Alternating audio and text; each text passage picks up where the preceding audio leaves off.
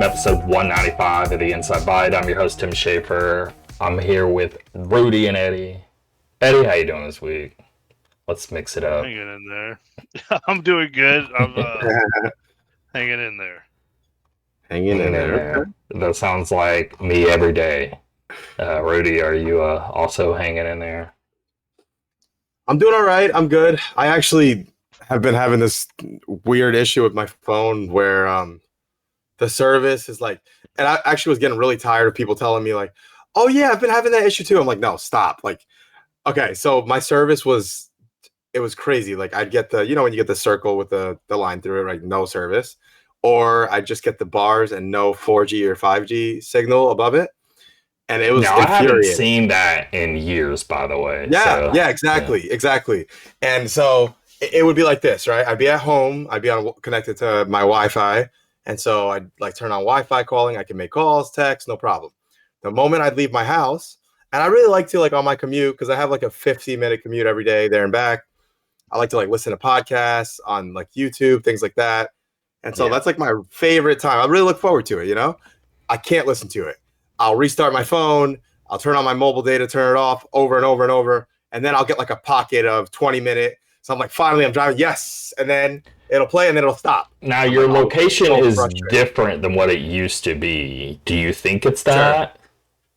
I considered it for a minute, but no, because there's plenty of time. Even in the locations where you were good, it's still happening? Yeah, like there's no rhyme or reason, right? It's just like not working. It doesn't matter where I am. At school, my classroom was What phone do you got? I know it's a Samsung, but what exactly? Yeah, it was the S22 Ultra. Okay. Perfectly fine phone. Have you done the little network reset thing where you go into settings? Yup, I've done it all. I've done everything you could possibly think of. Then I went to AT&T. I was like, dude, listen, this is not working. And my wife, by the way, her service is totally fine. So I know it's not like it's not like a carrier thing because hers would be acting up too. Okay. Yep. Now, and then your phone could just be not SIM because that's not even a thing anymore. But I'm just saying the network in your phone. Well, I think I think even if you technically have a SIM card, phones still want to work off of eSIMs. Yeah. Well, the guy I went to AT&T yesterday, and the guy did all this. He reset my mobile network entirely from his computer. He changed the eSIM, and he's like, "Okay, you should be good." I'm like, "Are you sure?" Because I don't want to leave here, and then I start driving home with this mess. So I got in my car, I started driving, and then it started working. I'm like, I'm still not going to trust it, right? I got like 30 minutes into my drive home. How long ago was that? This was yesterday, right? Okay. So I did it. I started driving home, 30 minutes. I'm like, okay, maybe it's working. I got home. I'm connected to my Wi-Fi. I turned off my Wi-Fi. It was still working. I'm like, maybe this is actually working. This morning, I started driving to school. Boom, gone again. I'm like, no, I knew it, right? So then this afternoon, I'm like, you know what? I'm so tired of this. So I went back to the store. I was like, listen, do you guys have any deals going on? Like, how much will you give me for my S22? And I guess they had like a deal, like $1,000 for the S22. I was like, all right, how much is the S25 Ultra right now? It was like $1,200. I was like, you know what? Let's just do it. So I traded it in. Well, let me one thing. There's little antenna cables. Right. They can get loose pretty easily. Do you think that there's like a physical, like maybe how, not even how you handle, but do you think you've something happened recently? You like tripped and fell, or something sort of maybe like something that could have came a little loose. I guess it's possible. It's always possible. I can't think of any particular event that I can put my finger on, but I just know it's in the last 2 weeks that it really started acting up. Now, my phone previous to this, though, maybe the last like 3 months, has been really significantly showing its age. And it's not that old of a phone because I got this replacement like a year ago as a insurance replacement. I was replacing my S21 that I had physical damage on it. So I did the insurance claim, and they didn't have any more S21 Ultra, so they sent me an S22 Ultra a year ago. Yeah, but the problem, I don't know. Okay, well, that's another issue layer because they like to give refurbished phones. They don't have new to give. That's not. That's why I think maybe they gave me a phone that something was up with it or something, and they thought they had it fixed, but the problem came back. It's very likely. Anyway, So but you got to replace. Just searching at this, S22 has had known network connectivity issues. Yeah, so if you look on Reddit, there's a lot. So of maybe that's why my wife. repaired. That's why my wife maybe didn't have an issue because she had the S21 Ultra. But you know what?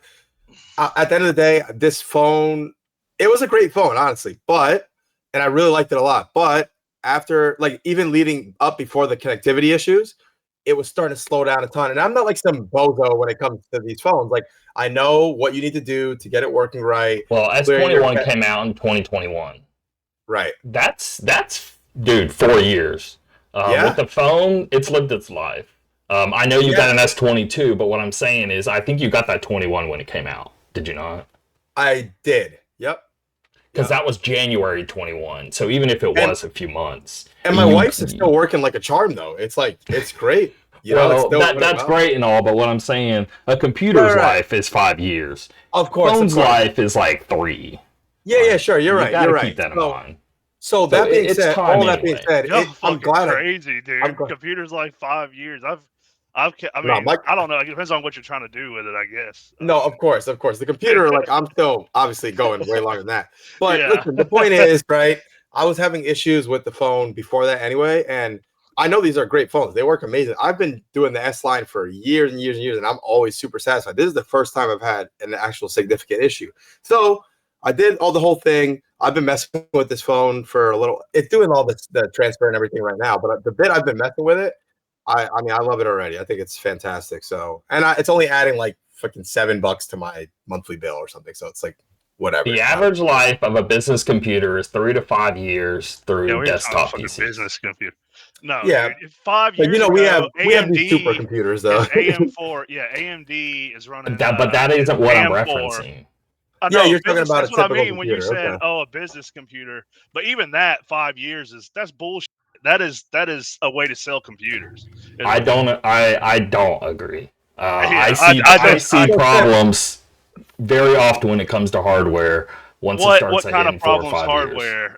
Wait, these are standard HP, Dell, Apple, whatever. Yeah, what kind these of aren't like desktop custom rigs. That's a whole other conversation. We're in computer talk, guys. Get ready, computer talk. Even on a laptop, what kind of hardware issues are you seeing that has to be replaced after 5 years?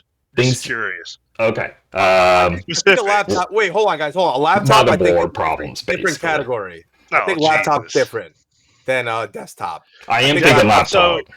So laptops, they definitely do. They run hotter because of their design, but still, I mean, 5 years, dude. That's 2020. Yeah. I don't know. Yeah.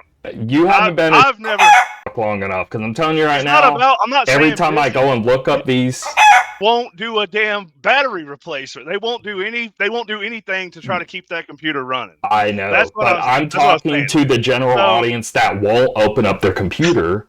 No, and they start to have problems. Just take it to a repair shop. Okay, wait. So you guys are saying two different things. Talking about like a $50. I think we're talking about two different things here.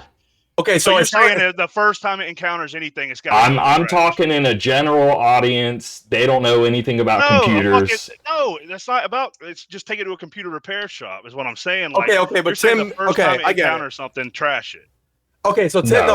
Tim. No. Okay, I think I understand here. Okay, so Eddie's saying, if a reasonable person, if you were to treat it like a reasonable person would, financially responsible person, right? You're gonna get way more than 3 to 5 years, right? But Tim is saying the reality is that your typical person is never not doing that. Which I agree with. I agree with Tim. This is on that. This is a horrible example because they will literally. They won't fix anything. If anything goes wrong with that hardware, they're gonna say, well, if it's but they should because now they're liable once they open that up. This is what I've never understood. I'm not saying we perform it. Why wouldn't you? So if you have a company, right, and you're saying, don't go do this $100 repair. Instead, go buy go buy $1,000 new computer. How does that make sense? You're not liable. I can answer this. You do it. Yeah, please. I've been dealing with this for like 15, 20 years. No, please answer it. Please answer how that is financially. Podcast took an interesting turn today. This is something that I've never understood. where the recommendation is to just buy a new one. Guys, I know why it is. It's because we are trying to sell them. That's a company that we work. It's a company. Oh, okay. Yeah, okay. but it's But not. this applies to any user. business. This is a company. This applies to any business. They service businesses. This isn't a end user. This isn't like an actual. So you have a computer that's, let's say it's 4 or 5 years old and it's starting to act up. Let's say they got 8 gigs of RAM, right? Because this was 4 or 5 years ago, and the standard being 16. I think 4 or 5 years, 2020, the standard was not 8 gigabytes of RAM. People were definitely buying that 5 years ago, but. Here, let's say that's not the case. Let's say they had 16. I just know it's not. Fucking 2020. You gotta think 2020 is 5 years ago. Forget that fact. I can give a different one. Okay. All right. So it's got 16 gigs. Whatever. Besides the point. It's giving hard drive whatever failure you could think of. They don't. I'm just trying to think of a failure that a computer could be having. Yeah, is it running a hard disk drive? Yeah, let's say an SSD is like starting to fail, and we're trying to figure out what to do. But I'm literally just trying to give a $70 part. I don't actually care what the problem is. Yeah. Okay. You name it. I can give you the price on it. It's going to be less than a brand new computer. No. So they have the problem, right? And you're working with this company. Now, you then start battling back and forth with these people on like, hey, we can just replace this part, fix the problem, and we'll be good, right? Well, to get that done, it's all like, imagine we're in a courtroom all of a sudden, because that's what it turns into. Because if you take it upon yourself to go and swap that drive, the very moment they have any problem, it could be an email problem. It's now on you because you swapped the drive, and they're having a problem, and now they're blaming you because you swapped the drive for them. So now it's on your responsibility because you did a repair for them. Any other problem in the future is now on you because you they thought you fixed it, but you didn't fix it. No, I'm not advocating for us replacing anything. I'm saying say, hey, all you have is a failing SSD. Go get the SSD replaced, or your battery is dying. And they go and do that, and they still have problems. I don't understand how that's what problems. Is the problem related to the failing part or not? No, the problem is the user. Shooting shit out of like. Okay, the problem is the user blaming the hardware is not the actually failing. Okay, wait, guys. I have a question as a bystander here. Okay, let's say the problem is a failing SSD. You have someone who doesn't know shit about computers. They buy a computer from the store, a failing SSD. What is that going to do? What are they going to see as in the tangible effect to their computer? Most of the time, SSDs just die. It's not hard disk drives will have a slow death. SSDs just die. And what are they going to be seeing what are they going to be seeing as a result in their computer? Is anything going to change? It just won't boot. Yeah. It just won't boot. Let's say it won't boot. Let's say things Windows like won't boot. It'll lock up, something like that. Okay, so they start the computer. If Windows is on the SSD, it won't boot. Right. Now, do you think there's some people who, when that happens, they'll just be like, oh, my computer's done. Screw it. I'm not going to use this computer anymore. Do you think there's people? Yeah, that's a lot of people. I think there are some people out there like that. I do. And then I think it depends on how much disposable wealth or how much disposable money you have. But I think there's even people out there. Most people would call in, complain, and want it fixed. So let's say I do know exactly what it is, and I go and I'm like, let's replace this SSD, reload Windows, we'll be golden, right? Well, if they go and do that act, the problem is now you have to open this laptop, right? And then now they know that you opened the laptop. So now if any problem in the future comes up, they're going to blame you because, oh, I thought you repaired this thing, and you're now liable the very moment you open that thing up for any future problem. That could happen. People do that all the time and blame the company because they open it up. So we don't open it up. Hold on. So we don't open it up and we deal with, let's say it's HP. Now we're going to deal with HP manufacturer and say, hey, well, we don't want to be liable for it. So let's deal with the warranty of the computer because let's say it's still under warranty, 2-3 years, whatever. And we deal with them. Now they need solid proof. So now we're spending time with their like, run this diagnostic, because the client doesn't want to do it. Now we have to do it. So now we're spending 2 or 3 hours minimum. Honestly, it's days, if not weeks, of back and forth because they take forever to respond. They say to do one thing, And I'm like, well, can you at least give me a list of things? Can we like kind of streamline this? No, hit us back with this. Tell us the result. Okay, you run the thing, you get the result, you send the result back to them. Now they're like, oh, well, try this instead. And you're going back and forth with the vendor. Let's say the ticket's going like 2 weeks now. You finally get it to where they accept it. Now you ship it off to HP. Now they have it for a week or two. Let's say a technician wants to come instead, right?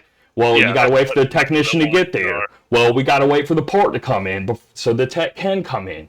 Well, then we got to schedule it. So you're still waiting. I've never had one go that sideways. I've never had one go that sideways. Normal. I'm not saying this is normal stuff. No, I mean, I've had like at least a dozen hardware repairs and never had one go like that, like where it's like going on for 2 weeks or more. Like most of the time the best thing to do is when you contact HP, already have the diagnostics, already have done everything they're going to ask. After you do the first one, you know what they're going to ask for. Yeah, but again, you got to be able to go through one to know that. First of all, yeah, and I have heard of other ones going sideways. But my thing is if you want to isolate it to a business side and say, okay, 5 years is it for a business, I'll concede that. But the rest of the world, like, okay, just to give you an idea, 2020, AMD Ryzen 5000 came out. So you're saying if someone's got a Ryzen 5000 5700, my builds are 10 plus years. Okay. That's what I'm saying. No. I'm saying even for a normal, like someone who's not, like, did you build your PC? Okay. Somebody just brought a PC to me literally last night. A good friend of mine who's not an idiot. He's like, I got this computer from my mom. It's running like crap. I go and get on it. It is. There's no software on this thing. Nothing's running. I go and look at the date. It's like 2021. I'm like, that ain't so bad.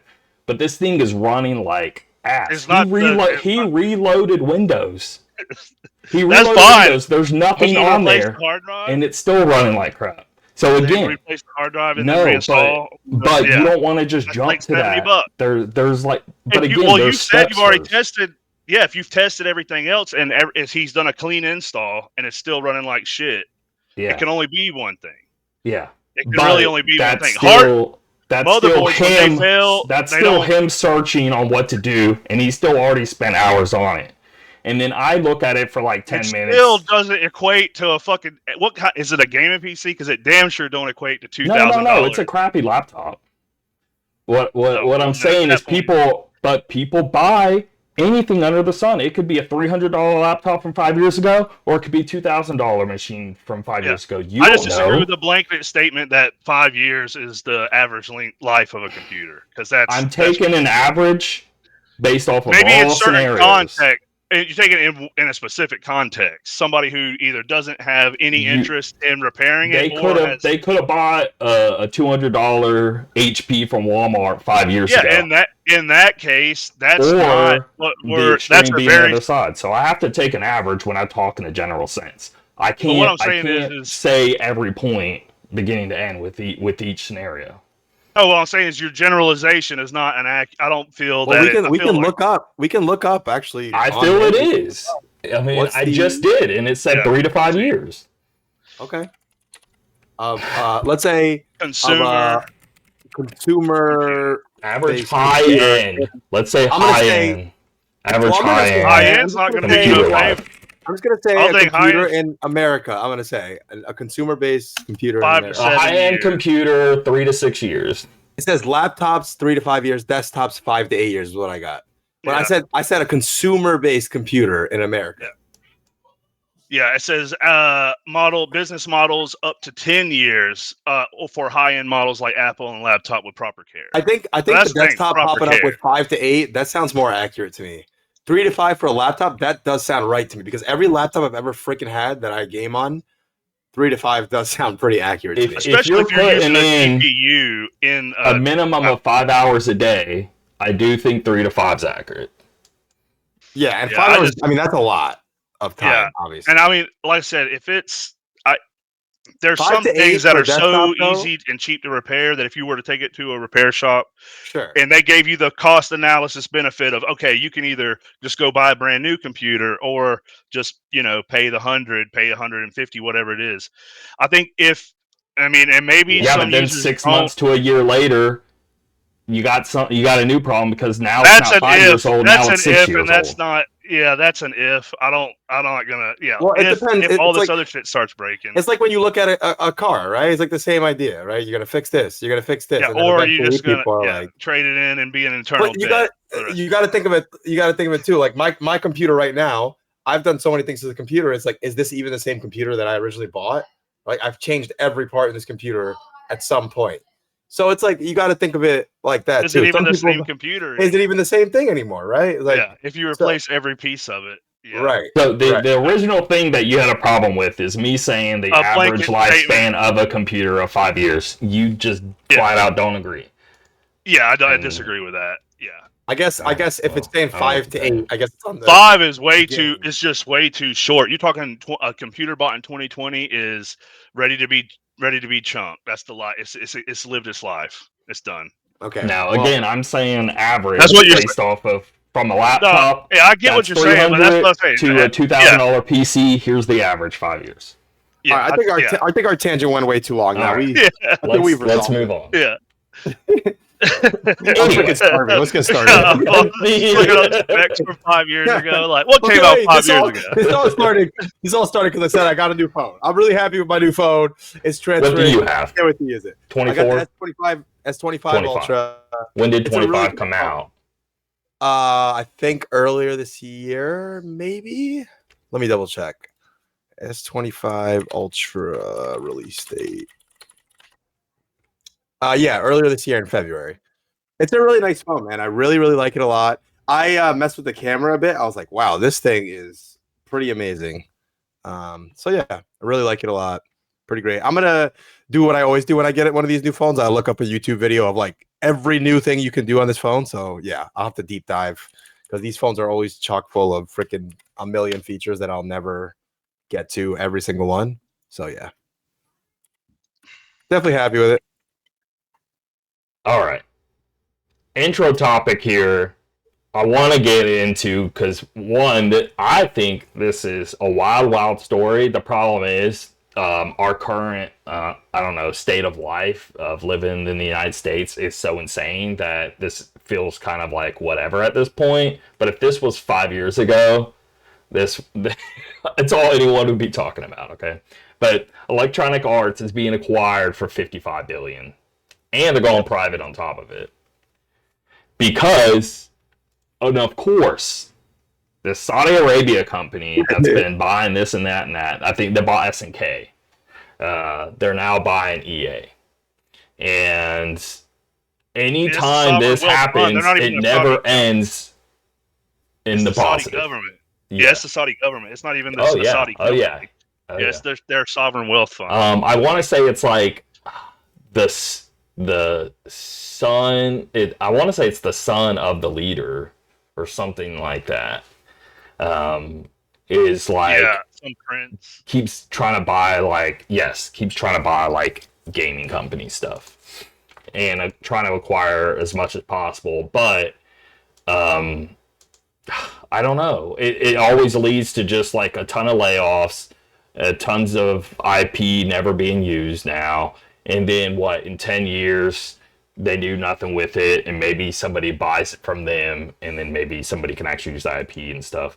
And I don't know. It always ends in a lot more negative than what they were. And of course, EA isn't the best anyway. I understand, but they still, I don't know.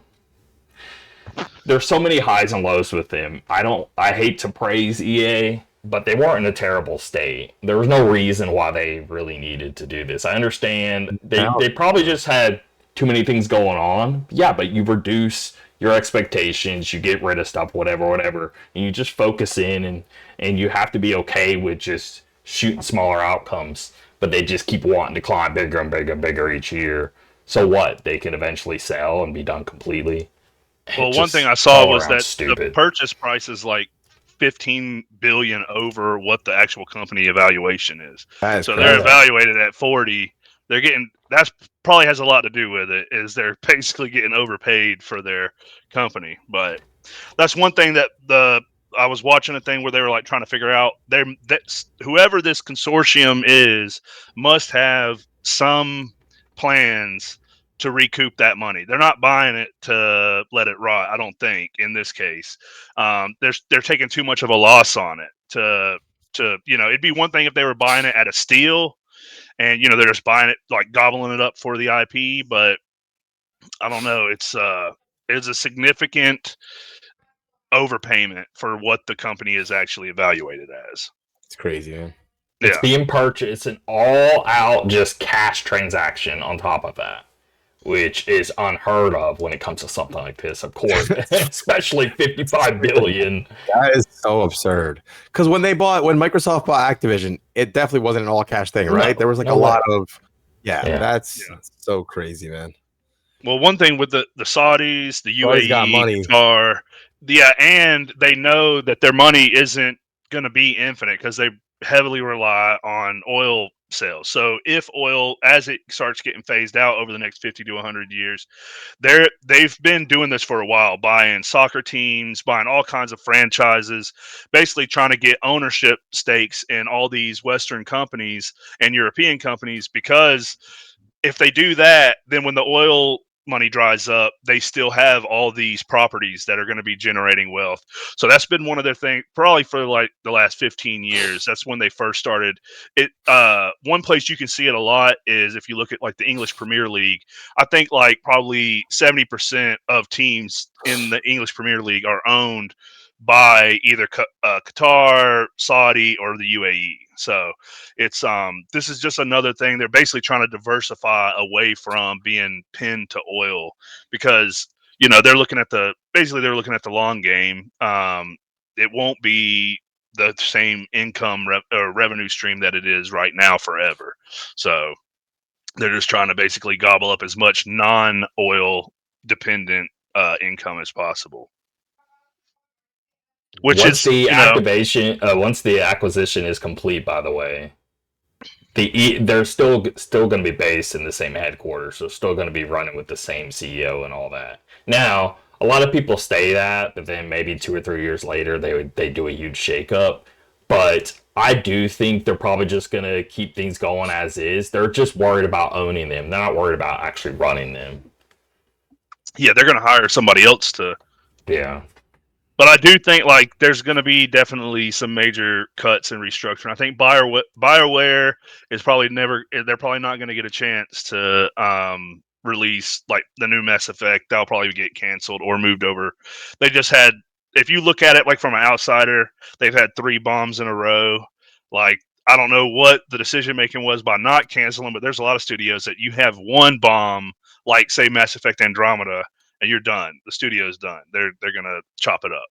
So I think that there's gonna be some major studios getting closed pretty quickly after they, complete this acquisition. Just from I guess what I was getting at is they're not gonna move their headquarters to Saudi Arabia.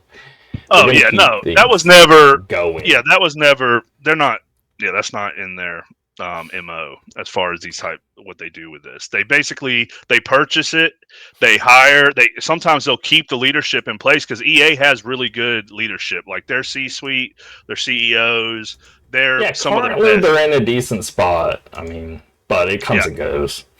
But no, it's like I'm talking about the actual company management side, not necessarily like, oh, this game sucked or whatever. But they know how to gonna get shaken up. Their IPs. Yeah. But no, the big thing is there's gonna be massive layoffs off of this. Yeah, Nobody acquires something like this and says, "Oh yeah, we're just gonna keep it how you were running it."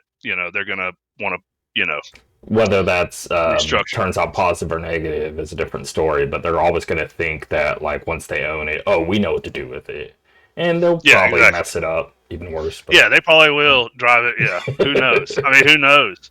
It's uncertain. It's really uncertain because they must have a plan. But I think, honestly, more than likely, their plan is going to be ramping up the bullshit monetization, the microtransactions, FIFA. The one thing I saw. And let me see if this was actually here. Basically they're gonna take it in a direction that I think is gonna be less consumer. It's not gonna make a lot of gamers happy. because they're going to squeeze the freaking lemon as much as they can. They want to get that investment back. They got The Sims, EA Sports stuff, Mass Effect, Dragon Age, obviously because of BioWare, but that doesn't matter anymore. But BioWare, Criterion Games is kind of whatever at this point, but that's EA's fault because they keep getting Criterion Games to like help them with stuff instead of just letting them like, again, where's Burnout? Just go put them on a new Burnout or have them make their own IP or something. But here, Criterion Games, one of the best racing studios to exist, is over here working on vehicles in Battlefield or something. It's just stupid. Anyway, but then you got DICE, which luckily Battlefield 6 is actually looking pretty great, but it hasn't been in a very, very, very long time. If this was even a few months ago, we'd be crapping on DICE, but they actually look to be turning things around. Yeah, and EA relies on DICE for whatever. Frostbite. Frostbite's DICE's baby, so they basically rely on that for shit all their games. And I get it; they kind of have to. Like, I don't want them to switch over to what, Unreal? Like, yeah, I don't want that. Motive Studio, meh. Respawn's phenomenal. They always have been. That's like their strongest studio easily. PopCap Games. We haven't seen anything in a very, very long time. I don't get how that's still going. Codemasters, another phenomenal racing team, but again, they haven't done anything with them. What's the last? They did the WRC game. Yeah, the WRC game. It's basically like Dirt Rally 3 is what that was, and I played it. I liked it, but the problem is nobody cares. It wasn't as popular. Sell. Yeah, it's not as popular as like the Dirt series was for sure. I mean, amongst the rally fans, people play it, but it's not. There's still a lot of people who are still prefer to play Dirt Rally 2. So but that was a good game. But yeah, that's the last one they came out with. I think that was in like 2022, I think, or maybe 23. I just don't get what they're doing right now. Like Codemasters current projects. Let's see if they even have anything. They even have anything listed. F1, but that's they're just churning every year. That doesn't mean anything. Yeah, their current focus is literally just the F1 franchise. Wow. When did they take over the F1 franchise? I don't know. That used to be 2021. Okay. Yeah. And that's, I mean, F1 in general is having a surge in popularity. There's a lot of money in those games are popular. I mean, I get it, but you gotta do. I want, just personal opinion. I would love some more. Yeah, unfortunately, I think that's going to be the shit that dies. Is the things that most gamers, like actual gamers, would want. That's going the way of the dodo, and things that make money are gonna more FIFA. There's going to be a lot like but actually I saw it's 20 billion over. So they as soon as this is over, they have assumed $20 billion in debt from this acquisition. So yeah, it's gonna be really, really money focused. Hopefully they don't mess around and screw up Battlefield, because this one of the refreshing things that they've done so far in Battlefield 6 is make it to where it's not, fucking rainbow chrome skins and shit like that. It's because of what's his name, Ben something. They got him to take over. Really? Yeah, because it's. I mean, that is a huge thing. He used to be what Call of Duty's doing. He did like Modern Warfare back in the day. Okay. I just can't remember his last name. Vince Sapella. Okay. Oh. So he is who's leading Battlefield 6 right now, and he knows what the hell he's doing, and he knows how to get people like working in the right direction. Has been his entire career. So and Call of Duty's kind of orphaned its fans because they're going more Fortnite, and so everybody who likes you basically you go to Arma. Most people are not, especially console players. They're not going to go to Arma. It's too modular. It's too much for them. So or Hell Let Loose. So having a big tent pole production that is based in reality, it's not that hard of an equation. Like I said, hopefully they don't jack it up, because you know. But you can guarantee there won't be any, you know, nothing critical of Saudi is going to come out of out of EA What ever do you think again. about the biggest complaint on Battlefield 6 being that a lot of people I see, like, it's hard to make out the players from the environment? That's one thing that I saw that they were, that's the shading thing, and they had that on 2020 or 2042 when it first came out. That Um, that's like so that other game that I told you guys about. Remember that game that came out on PC that it's dying now, but it was really popular called Body Cam. That one was like Yeah. hyper yeah, realistic. I yeah, played that game for a little while. It was good. It was very polished, but man, is it hard to differentiate players from the environment because it's almost too realistic. You look yeah. out into the environment and you have to like it's crazy. Like you Be have to on just be your like absolute, look, like I mean, I was realism's great and sleeping all, at but at the night. end of the day, you need to be able to play a video game. Yeah, very true. yeah. No, so they've had this issue with previous Battlefield games. I don't think it's going to be really. Sometimes they'll just do a little as far as adding a glow, not like a giant glow or anything, but enough to illuminate them to where Yeah. they do stick out better. But yeah, that I mean, I didn't have that issue, but I do think that it's a valid complaint. A lot of that could probably be some of that could be map knowledge and just not knowing what the fuck, not knowing where you're getting hit from and where that can be frustrating and people like, okay, Well, the problem is people's vision, right? You have a whole range of millions of players, and they genuinely could just a lot of people, millions, are going to technically have a little worse vision than what they probably should, and it's harder to like, you kind of need to like lean more always on accessibility, even if it may look kind of dumb. It's like the whole thing of like painting the stuff yellow. I don't think you need to go maybe even that far, but maybe paint a little white strip. You need signs of some sorts, or people really are just going to have problems. And because you have to appeal to such masses and so many people playing Battlefield, you are going to have to maybe like where it looks a little dumb, but in the end, it's going to be worth it because you got more people playing. yeah, But I agree. Yeah. But there is, I mean, like I was saying, it's I think that they'll probably get the shading and everything done. Most of the time, at this point in a Battlefield's release, it's kill to death or time to kill and time to death. Those are the main, and those felt pretty good. and I that's mean, there good. is I was happy the with that. shotgun. Yeah, the shotgun. They're obviously going to have to do something about that because that was like a buzz kill for a lot of people, getting one hit killed from anything 10 meters or less, which is probably realistic, but it doesn't make for fun gameplay. So they may have to add some kind of mechanic to that to where they tighten up that effective range on that.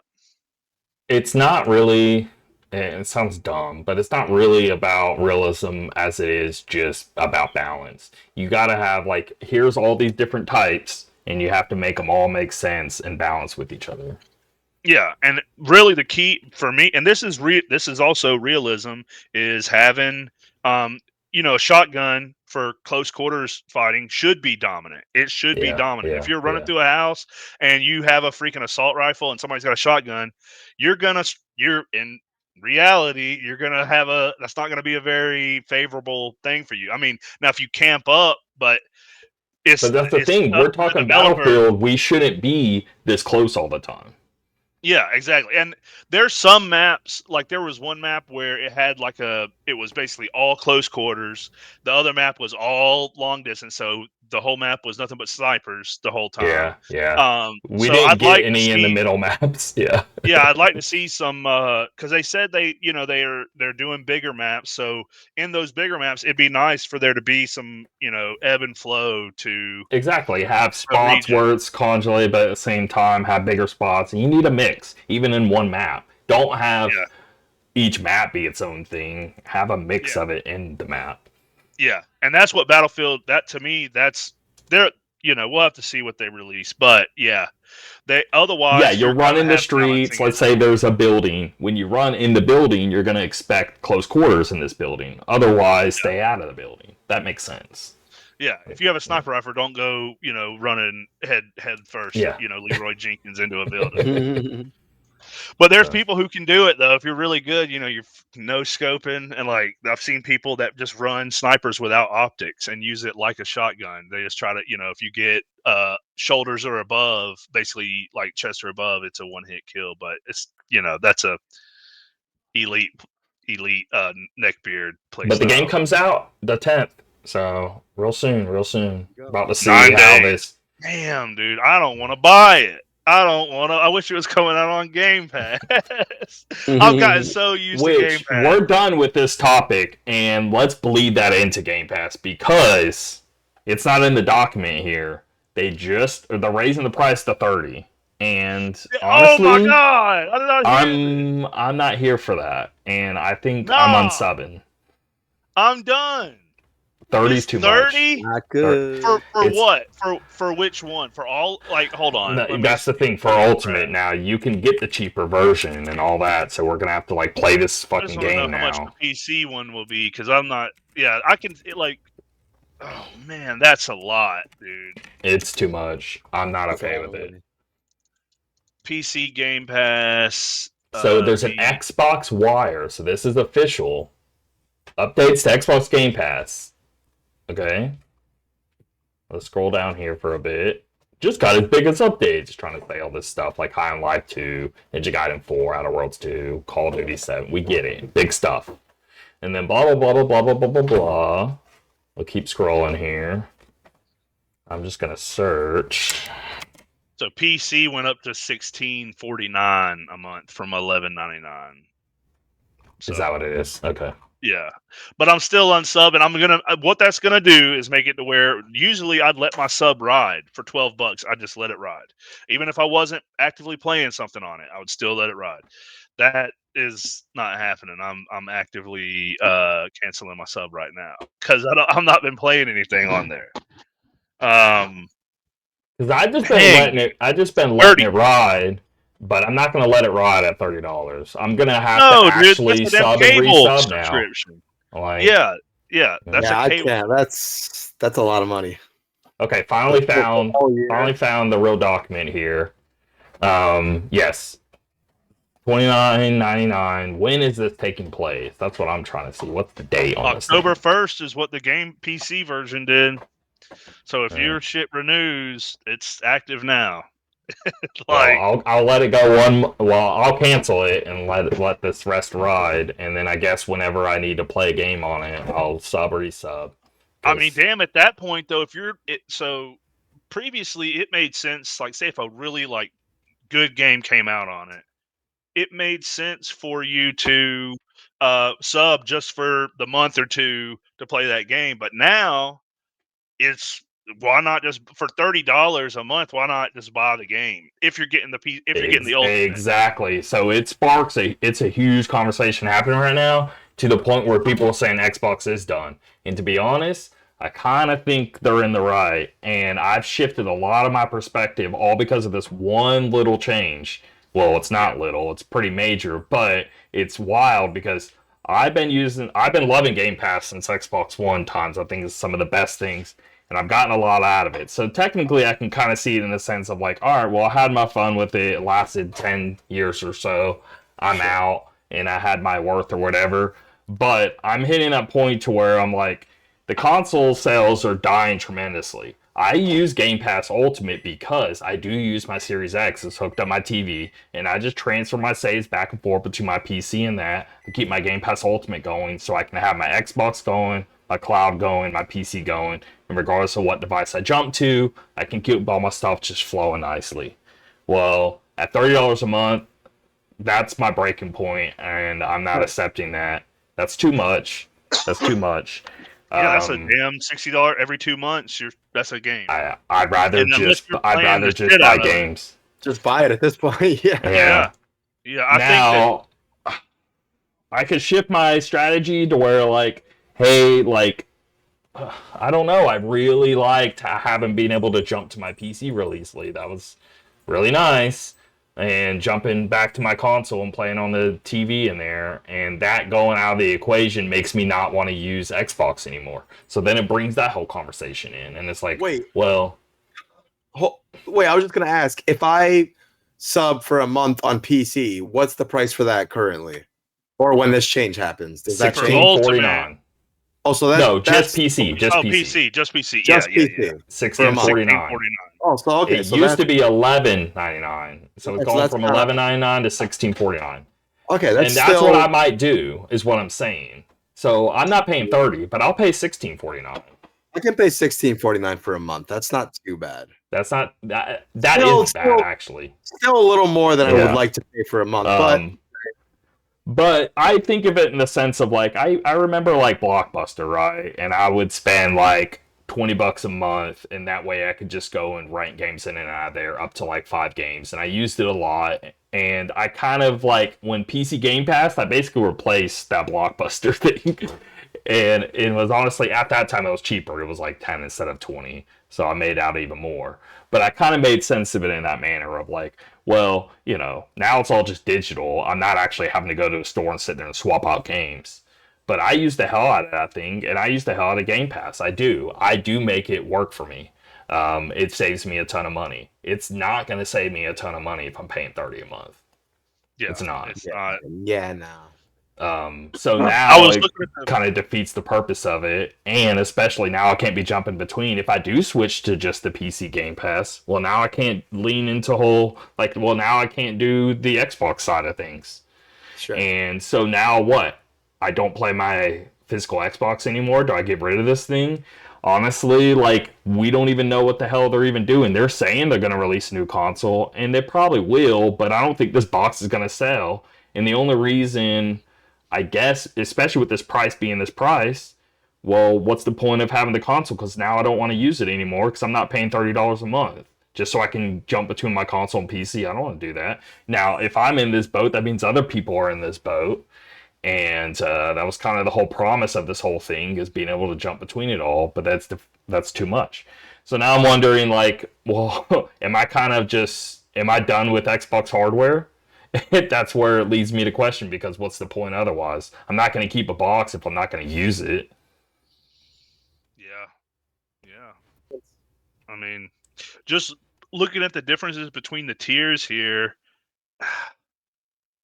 So, Game Pass Ultimate, it's got 400 plus games. You get Ubisoft Plus Classics, Fortnite Crew. I don't know what that is. That's some, I don't know, Fortnite stuff. EA Play stuff is nice, but Ubisoft Plus, I don't care about that. Yeah. But then you go down to Premium now. So with Premium, you don't get day one access to Call of Duty. That's one thing, which I think, they're banking a lot on that.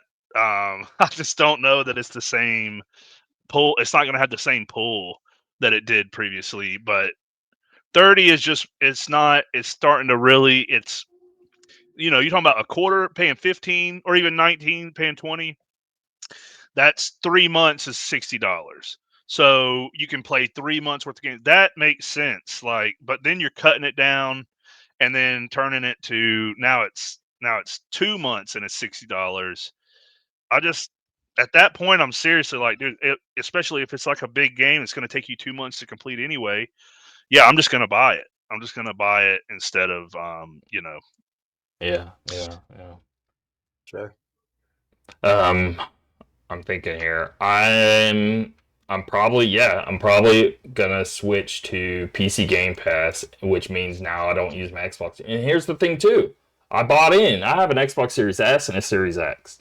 The Series S I have in my kid's room, and he plays. I have Game Pass Ultimate, whatever, and any account that signs in, it takes the master account and applies to the other, so he can still play on his profile and still play online on his profile. Okay, but if I shut all that down, now that kicks him off the Xbox too. So now it changes everything. And Leon, Xbox is stabbing Leon in the back, man. He's like, damn it, Xbox. He's gonna be the bear. He's gonna be the one that bears the brunt of this. Now I guess the opposite side of the coin is it's not like PlayStation had any of these options, so it's not like, oh well, I'm just moving. One, I had a PlayStation anyway because I buy all consoles, but two, if somebody didn't, it's not like, oh well now that gives me a reason to move to PlayStation, because it's like, well, yeah, it's not like they were offering this. This is a unique thing that only Xbox was even doing, and now they're not doing. But what it does do is get people off of Xbox, and if it gets people off of Xbox, it's going to push people in other directions. So by default, it's going to get people to other stuff.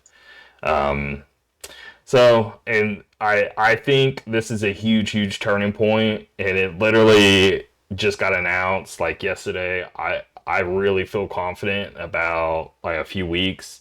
People are going to be getting rid of their systems unless Xbox, walks this back, which they've walked back stuff in the past. They have. I do think that that's possible that they say, okay, well, so let's say they do walk it back. Let's say they knock it. Let's say a lot of people unsub. $29.99. Yeah, say they do to $25. So they say, okay, we'll do $24.99. Would that change the equation for you? I kind of didn't want to pay more than 20. I was kind of hoping it would cap there, and I was like, just stay. because they did like 2 price increases back to back within like short. It was like a month later, here's another. So we were at 10. It goes to 15. Okay, I'll take it. Then it goes to 15 to 17.50. Then it goes 17.50 to 20, and I'm like, all right, guys, slow the hell down, right? And that was about 6 months ago, and here we already getting a price increase and a huge one on top of that. So they're clearly trying to keep rising it up because they keep spending money to get stuff onto it, and they're feeling like they have to keep them priced as that. And it's like, well, then it's not worth it anymore. And even if they walk it back to 25, they're just going to try again later. Yeah, well, there's definitely going to be cancellations because when you have like a consumer, not the overall economy, because Wall Street's booming, but the consumer economy within the state that it's in, entertainment's the first thing to go.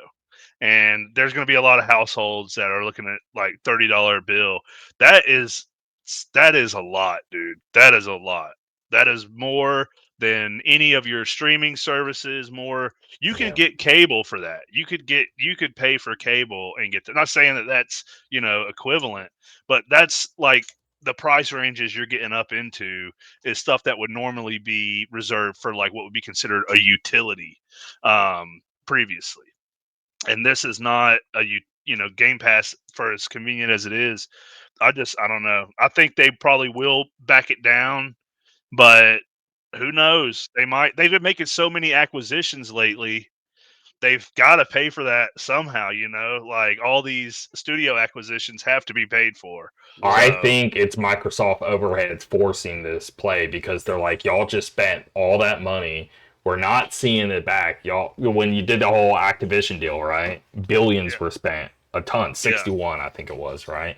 So, like, we're going to need this money back. Oh, Game Pass will pay. Game Pass. Well, it's not. So now they are forced their hand to raise the price. And I'm like, well, $30 a month. Maybe people will pay that, and maybe we can, like, get it back a lot faster to try to please the higher up. But at the end of the day, I mean, like, I don't know what the hell they're going to do, because at this price, if it stays like this, a bunch of people are going to unsub. They're gonna have to concede, but it doesn't give me faith that they're not just gonna bump it up later. Now a lot of people are rethinking the whole thing. It's like, well, the only reason we even had a Game Pass, anyone currently in 2025, was because of Game Pass. Otherwise, it would have died a long time ago. Oh yeah. So now they basically are just killing the rest of their fan base, including myself, because now I gotta, like, I don't know. Which cloud stuff, that's the thing, is like, I like it. I think it's neat, but the problem is we're in a different environment now. We have Switches, we have Switch 2s, we have Steam Decks. We didn't have that 5 years ago. Right. 5 years ago, it was great to be able to like play high-end stuff on my phone, and the cloud stream was actually pretty nice. But if I can whip out my Switch 2 and play 1440, 120 hertz. Like, what, you know, like, I'm not going to cloud game when I have a portable thing so easy to play. So it kind of like, we're in a different environment now. So, like, until cloud is literally perfect, which ain't going to happen. And what? It's going to be another 10 years minimum before you can actually have a thing where I would care again. That's a good point. So, I don't know, man. I think they're making a mistake, but I understand that the costs are rising. But then again, they're freaking Microsoft. They've been eating losses for so long, and they can afford it. But I don't know. I don't run a business, so who the hell knows? I think it genuinely is now on the other side where we're seeing the decline, and I think here in like 5 years we're probably not going to have like, you know, it's not going to be PlayStation, Xbox, Nintendo anymore. Xbox is going to be like Microsoft Gaming. They're going to be a big publisher pushing out stuff, and that's basically what it's going to be. And I'm starting to believe that narrative now. Sure. Yeah. But anyway, so that's that. Moving on, we're gonna get into PlayStation Showcase, and that will be the last thing. A little small thing. Silent Hill F in 4 days sold over 1 million copies, so I wanted to shout that out. I need Have to you play both seen those some games. of the? I've been seeing some clips of that game where I guess they're these scarecrow creatures where they're like they're women in skirts and they're contorting in like some crazy positions, dude. Like I was like, this is borderline vulgar. No way. Have you seen it? Have you seen any of that? No, Oh, dude, you'll see it. You'll see it. They're I am like, gonna play it, so they're pointing. Oh, dude, it's yeah. It's I weird. need It's to weird. play it, It's man. like it curbs the line of like grotesque and like, you know, disgusting because they're like this disfigured, dead looking people, and then also it's that thing, you know, like they're female characters, so there's a sexual side of it. It's a really weird. Your brain does a really weird like what? Oh, what? Like it is. I mean, They that have a actually good sounds a weird interesting though, reaction. because that's the thing. You need like weird reactions out of people. That's kind of Yeah, the point. exactly. Awesome. Yeah. That's when I saw that I was like, man, they got the weird, you know, conflicted reaction out of me, dude. I was like, oh, that's disgusting. Oh, damn, girl. Like, That's awesome. but yeah. I need to play both Silent Hill 2 and Silent Hill F. I'm super excited to do so. I just haven't gotten to it, but that's okay. More time that goes by, it'll be super cheap, so that's okay. I'll get to it. Xbox console prices. Xbox Series X at release was $500. It's now going to be $650. So just keep that in mind. Kind of crazy. Again, they're killing their business. They actively are killing their business. My God. But the consoles are totally selling anyway, and I think they know it. Yeah, I just don't even understand. I think there's, you know, like just stop making it. Just stop making it. Yeah, I mean, what the hell? Like, I hope they're not producing anymore because they're not going to be selling them things. Baldur's Gate 3 Steam Deck native version released, and here's some screenshots of how to enable it. This does entertain me. Now, the thing is I was kind of hoping for Baldur's Gate 3 Switch 2 port, but there's no news on that whatsoever. So, in the meantime, I kind of want to get back into this game. I didn't play too much of it. And great game. So this gives me more of an excuse to be like, all right, because before this, I'm telling you, playing on Steam Deck, it was running real poor. So they released a whole huge update on it. Y'all should read on it, but they made huge improvements to this game running Steam Deck. So really, really cool stuff there. Larian Studios, dude, still undefeated. They're freaking awesome. They're awesome. They're amazing. Developers. Borderlands 4 still having a ton of issues to the point where the Switch 2 version, it was supposed to come out the 3rd of October. That's now delayed indefinitely. And they're trying to, basically, once they fix the issue of, I want to say cross-play is what it, yep, cross-saves. once they get cross saves working, that's when they're trying to launch cross saves along with the Switch 2 version. But there's no date on any of that when that's going to be done. I'm just trying to get through some fast stuff here because we're going to hit the PlayStation State of Play and done because we got sidetracked too long. Yeah, we sure did. Project Evil Bane official trailer. You guys should watch that. There was a new game shown at Tokyo Game Show that I think looks really, really sick. It surprised me. It feels like, ooh, I feel like almost like new consoles, which they kind of are. Weirdly enough, it's 2025. They came out in 2020. It's weird to say, but in a year or two, we're going to be seeing a bunch of new console stuff. There's already tons of stuff on PS6 and how they're doing and them releasing a handheld alongside it and all this stuff. Anyway, but this Project Evil Bane, y'all should check it out. Doug Bowser's retiring from Nintendo of America and Devin becoming the new COO and president of Nintendo of America. First female. Now, this isn't Nintendo overall, this is Nintendo of America, but that's a pretty huge deal there. We got ROG Ally X prices. Y'all see that? Oh, I saw this. $1,000. That is freaking. And remember when the Switch 2 came out? Some people were complaining it was too. I was like, oh boy. I saw a few comments of lower the price, but it wasn't much. And I'm like, come on, bring it on. That's what thing's $1,000. Jesus Christ. I would never spend that much on a handheld of anything. No way. I don't care. I don't think I would spend that much on a console either. Yeah, exactly. Yeah, at that point, just get a nice PC. Exactly, because that's what you're buying anyway, and then you could do streaming off of that. Use like Steam Link or something. You know. All right. Well, let's get into this PlayStation State of Play that came out. It wasn't anything that great, but it wasn't terrible either. It was kind of one of the better ones. I put it at like a, C+, B- kind of camp. Rudy, did you watch this? I did not get a chance to watch the whole thing. I caught like some pieces of it. I find it so hard these days for me to actually catch the videos of these live. So much easier before. Well, this first announcement here, did you see this? Saros, the next Housemarque game? Oh, sorry. I thought you were talking about a different one. No, I did not see this one actually either.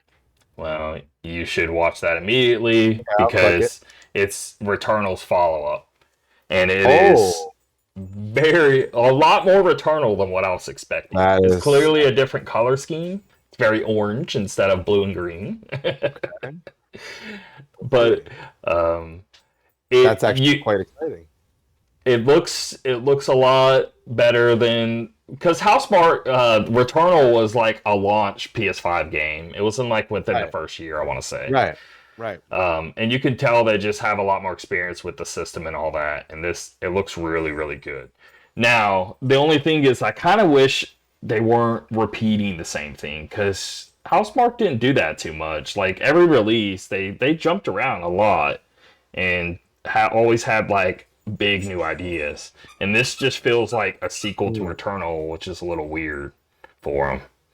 But I mean, I can't doubt that this doesn't look phenomenal, because it does. So I just watched the trailer. Unless there's anything more, I can't tell for sure that it's going to be that. I mean, it's hard to tell what the exact vibe. Well, they do a whole show. They do a whole show. If you watch the State of Play, they go into details on it. They go in detail. Got it. And you'll see when you spend the time to watch it. They got like new things of like, you have like this shield is a big thing in this game. I'm gonna have to watch this. Okay. And it's a big mechanic now of like you can pop a shield and it'd be a big bubble around you. And then you can like sort of absorb it and then use it for different things. So it's got like some new mechanics, but it's very, very similar.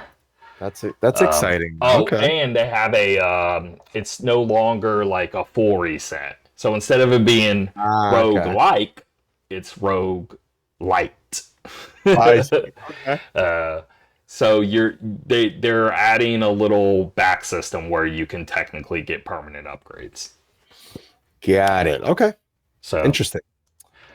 I'm gonna play it. I'm excited. I kind of wish it was very different though, like I said, but it's still cool. Okay.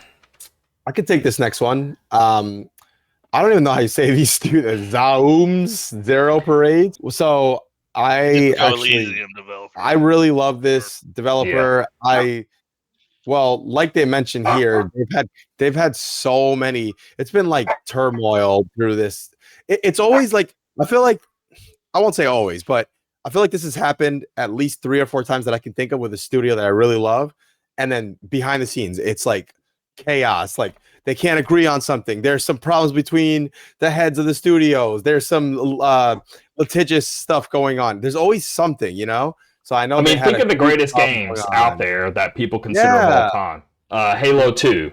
Huge. Look at what happened with Kojima. You know, Metal Solid 5, one of the best video games to ever come out. I mean, it was a train wreck. So, you know, the game can still be great. I think when you have people with like these incredible minds and like genius, there's always got to be something going on like this, you know? Yeah. Or even for me, like I loved Super Meat Boy so much, and those two guys had some sort of falling out, and then they split up, and then we never got a Super Meat Boy game that was as good. They're working on a new one, but it's never going to be the same as that original, you know? Yeah. So anyway, so I looked up a trailer for this, and it does look right up my alley, like what I want. So yeah, it sounds like definitely looks like more Disco Elysium. It does look right up from what I enjoyed about the first one. But it says it's described as an espionage RPG, is what you play as Herschel Wilk, which you have to make acquaintances with various useful people at the end of history. That part kind of sparked my interest. That sounds really cool.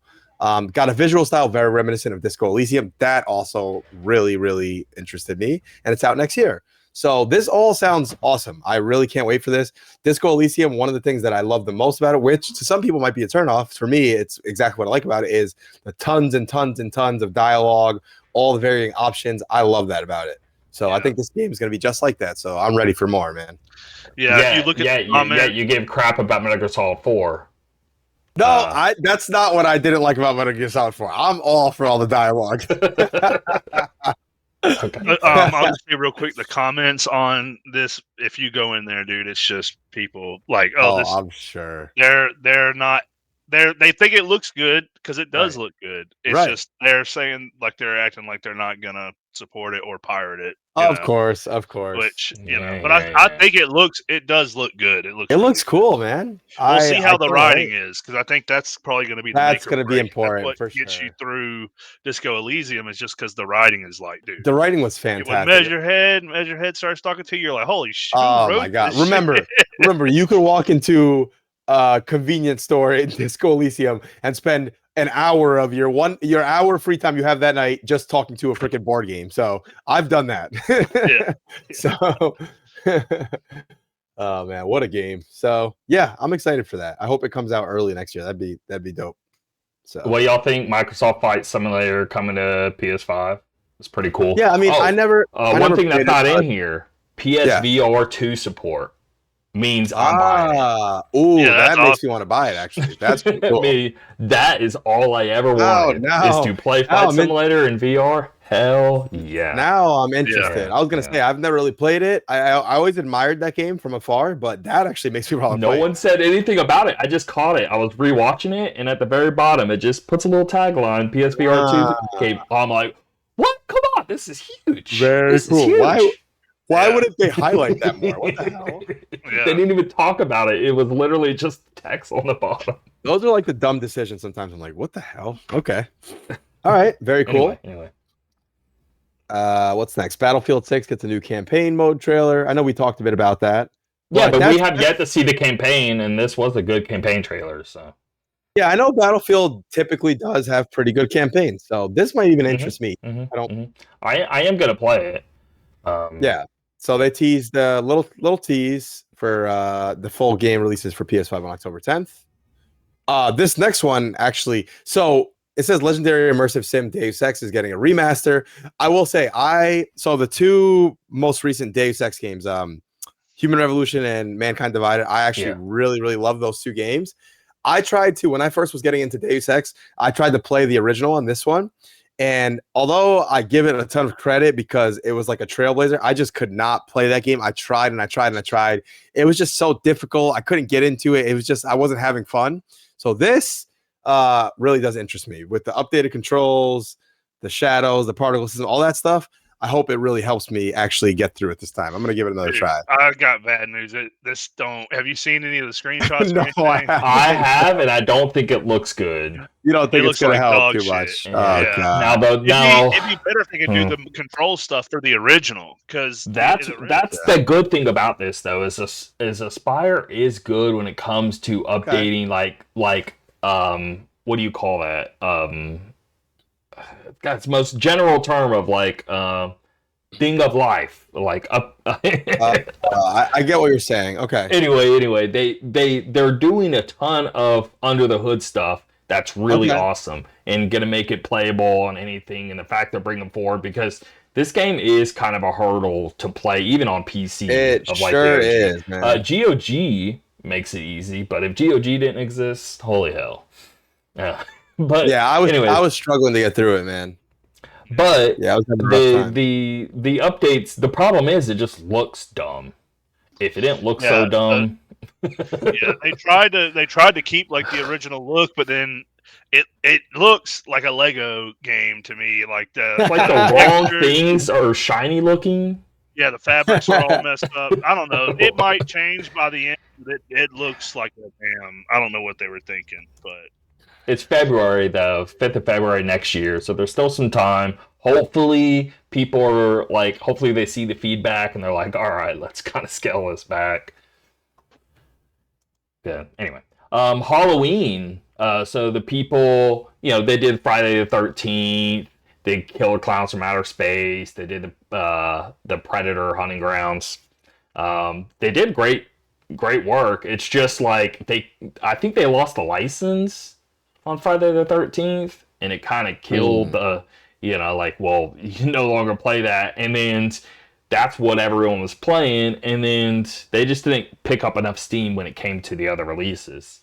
Well, I think Halloween's going to get people back in the door, and this showing looked pretty good. And they also have a single-player mode to come along with it. So we'll see. I got faith. Comes out next year, though, 8th of September. So it's a long ways away. But, this could work out, is all I'm saying.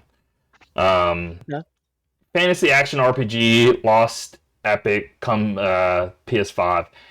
I thought this game didn't look good. I don't know. Do y'all know what this is? If not, we can move on. Never heard of it. Nope. It looks like that, like Black Desert shiny, to where I'm like, this. Yeah. 7 Deadly Sins Origin, open world action, anime type game. Is exactly what you expect. I don't think it looks good. Sonic Racing Cross Worlds showed off some Mega Man DLC pack. Now this game's starting to pop off. A lot of people really liking it. Reviews are looking really good. A lot of people saying this is better than Mario Kart. I don't agree, but I haven't played it. But guys, y'all gotta chill. You gotta chill on this market. I understand you want to hate on Nintendo, but you're not going to convince me that this latest Mario Kart isn't a great game. I don't care what anyone tells me. Oh, it's fantastic. Y'all shut up, but besides the point. I do like the Sonic Racing games, actually, though. Like Sonic Racing Transformed, especially. That was some top tier stuff. So, I'm about it. I want to play this. It's nothing I'm like dying to buy right now. There's far too many games I'd rather be playing right now, and I currently am.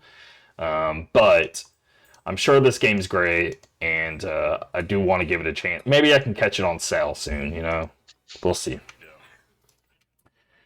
Neo 3, February 2026. This is really cool. Neo 1 and 2 is real good, dude.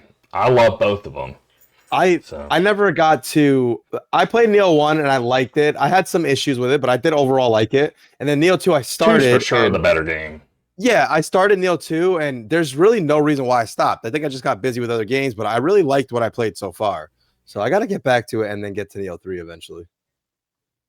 Yeah, when 6th it drops. of February is when that drops.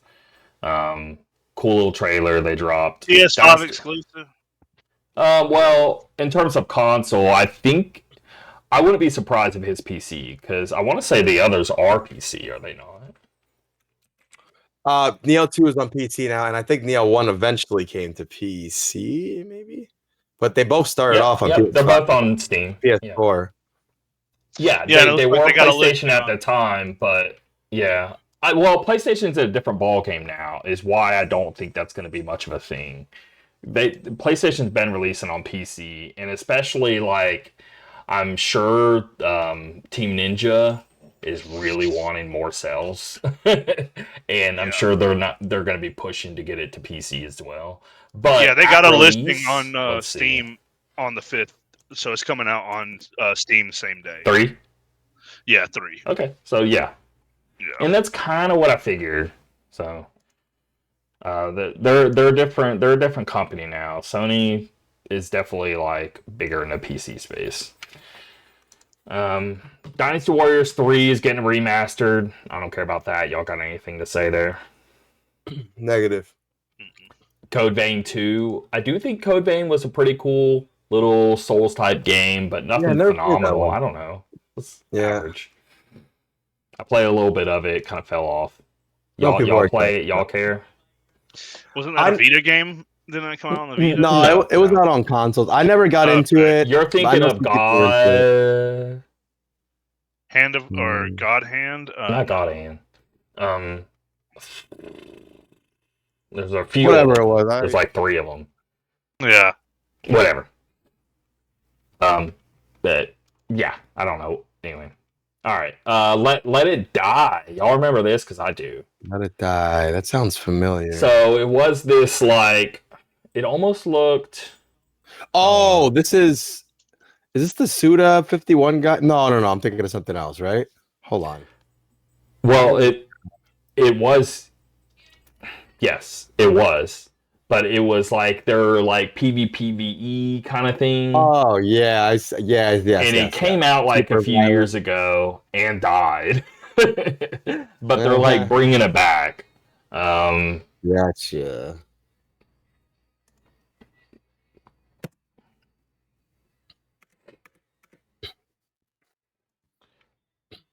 And yeah, they showed it for like a half second of Final Fantasy Tactics because it's coming out the 30th, which at this point is already out. I want to get that physical Switch 2. Understand it's a game key card. Rudy? Have you given your take on this yet, or what do y'all care? Either one of y'all, the game key card discussion. Oh, like for Switch 2? Do you care that it's a game key card? Are you like super against it, or? Personally, for me, it hasn't affected me much because I don't have separate accounts for everyone. I just have my one Switch and my other, and then like I let my son use my first Switch. So if ever I want to let him use a game, I just do like the virtual key card, send it over to him. He has it. Otherwise, it hasn't really affected me at all. And I buy everything digital, so yeah, you don't even buy physical. This is personally a physical thing of like, hey, if you want to build a physical library. The game's not on the cart, but it's just a license to it. But here's the thing is a lot of third parties are liking it and wishing it could continue because it's so expensive to put a game on a cart. It's way more than what it would be on a disc. And you're talking about a lot of space on top of it too. Games now are like 50, 60, 70, 80 gigs on average. It's crazy. You're going to have to pay a ton to get that cart with that much space. Yeah, it's going to suck in like 15 or 20 years when they shut down the services and you can't get the games anymore. Yeah. There will be no collecting. Like there aren't going to be people with like, oh, I got a whole Switch 2 library, or that's just not going to be a thing. So that's really. Do you think Nintendo shuts that down? Now here's the thing: they shut down Wii and DS and 3DS. Yeah, they're going to shut it down. But that was before when the 3DS started. Nintendo accounts weren't even a thing yet. Nintendo accounts didn't actually start until Switch, believe it or not. No, they're going to shut it down and they'll sell you the game again. Don't know if they're going to shut it down because Nintendo accounts didn't exist till now. I think there What's is the faith. justification of the cost? And that idea that they're going to keep it open inevitably, what's the justification cost-wise to Nintendo? Well, the same with Sony and the same with Xbox. They're all in this camp right now to where they're all closing down their services. But that was before things were at that spot. You know what I'm saying? There's a lot of people that think when it comes to PS4, when on a PS4, do you think a PS4 game is going to be attainable? Because at the time, PS3 going to PS4 was a huge hurdle, and they couldn't get it all working. Blah blah blah. But the faith is that PS4 going forward, you're always going to be able to access. Xbox again, I think is going away. So that's on a different console is what you're saying. Yeah. Like let's say when the PS6 comes out, you technically will still have access to those PS4 titles. I think that's going to happen. If they can do that. The thing is it makes they didn't have the infrastructure till that point. Is what I'm getting at. So it could happen. Yeah, and I think I don't think they'll continue to support like the actual for example, PS4 games won't be playable on a PS4. You'll have to play it on whatever the console is that PlayStation has at the time. I think they will shut down the service and there's going to be games left behind. Like not everything is going to make it 1-to-1, but that is more feasible. But the thing you got to think is it's honestly, it's more money for them to shut it down, make a remake, or just repackage it and sell it as, oh, this is the PS5 version, or this is a Switch 2 version, instead of leaving it open forever. Like, say if you have a Switch 1 library, right now all your Switch 1 library is available on Switch 2, right? Yeah. Like, say any digital games you purchase on Switch 1, you can play that on Switch 2. Is that how it works? Yeah. That is how it works? Yeah. Okay. So in that case, that will likely that will go on, where if you own a piece of Nintendo hardware, they'll still give you access to those digital purchases unless there's some kind of unless there's a big shift in technology again. Yeah. I think I'm kind of expecting that. Now, if it doesn't happen, that's really gonna suck, and I guess we'll tackle it when it comes to it. But I don't know if it's gonna happen, but I don't know. I'm not convinced one way or the other. So I don't want to say they're not gonna do it. I wouldn't go that far either. It's just hard to know because it's all new. We don't know. We've never seen this happen. Yeah. So I do think that what was another thing? Will you be able to purchase that game? That's a huge thing because licenses expire. I could see to where you can't purchase anymore. Somebody who's not even born yet, 20 years, they're 20 years old later on, and they've like, oh, I really want to get into this console, but you can't. I mean, I think that piracy is always going to be there, and they're going to crack the Switch 2, and that's going to be what ultimately keeps that thing alive. But it won't. I don't know if it'll be, just not necessarily it's Nintendo's fault, but like if you look like the Capcom games, they couldn't. The Capcom versus Marvel. They just couldn't release those for years and a ton of Xbox games. It was a legality nightmare. Yeah. So that's one thing that I think is, but I think that could happen. But what I'm saying, these game key cards, I think 10 years from now, you would still be able to pop it in, and it would still be able to download and activate your game. Yeah. And I wouldn't be worried on that front. And I don't see Nintendo going away. Nintendo's been around too long. Like, Xbox is one thing, right? But Nintendo, it's been around since the 1800s. Literally. Yeah. So, but if you think about long term, like extended out 50 years, 60 years, every decade it becomes less likely. So are these discs able to even be played in 50 years? Hell no. That's a good right. Yeah, exactly. I think piracy is honestly not piracy. It's the only saving grace. Yeah, people downloading things and being able to pass it along that way. That's the only thing that's actually going to preserve, unless the government gets involved and makes like the Library of Congress back up all these things. There's going to be a shit ton of media that's just lost forever. 50 or if you think about 100 years from now, if we even make it that far, who the fuck knows? But these people preserving games right now are very important, especially right now because these discs are going away left and right. Yeah, there's a physical limitation to that, and it's but yeah, I think it is a bummer because you can't. I mean, you can still have the cases, but at that point, you could just go buy a bunch of red cases and print out your things. There's no You can do it actual. yourself, yeah. Yeah, just like, I'm not paying for. But yeah, I haven't had a console in a long time, but I do know the joy of like getting a Dreamcast and buying Dreamcast games, or getting these old consoles and having buying the actual game.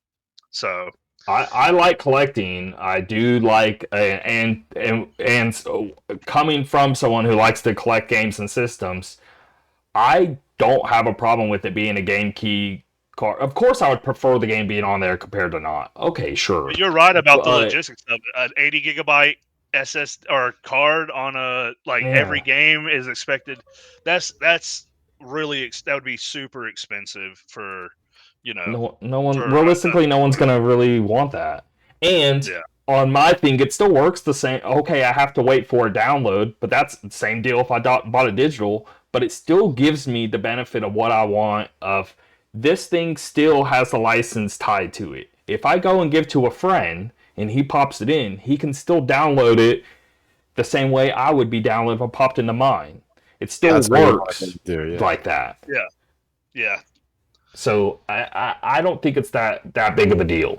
Anyway. Chronoscript, The Endless End was unveiled. Really neat Metroidvania. Y'all should look up the videos. Pretty neat. I think it looks cool. It's hand-drawn style. Really pretty. But the only thing is, as I'm watching, I'm like, I don't know if it's going to play that great, because you kind of have to see it to see what I mean. But it looks like it could be a little jank.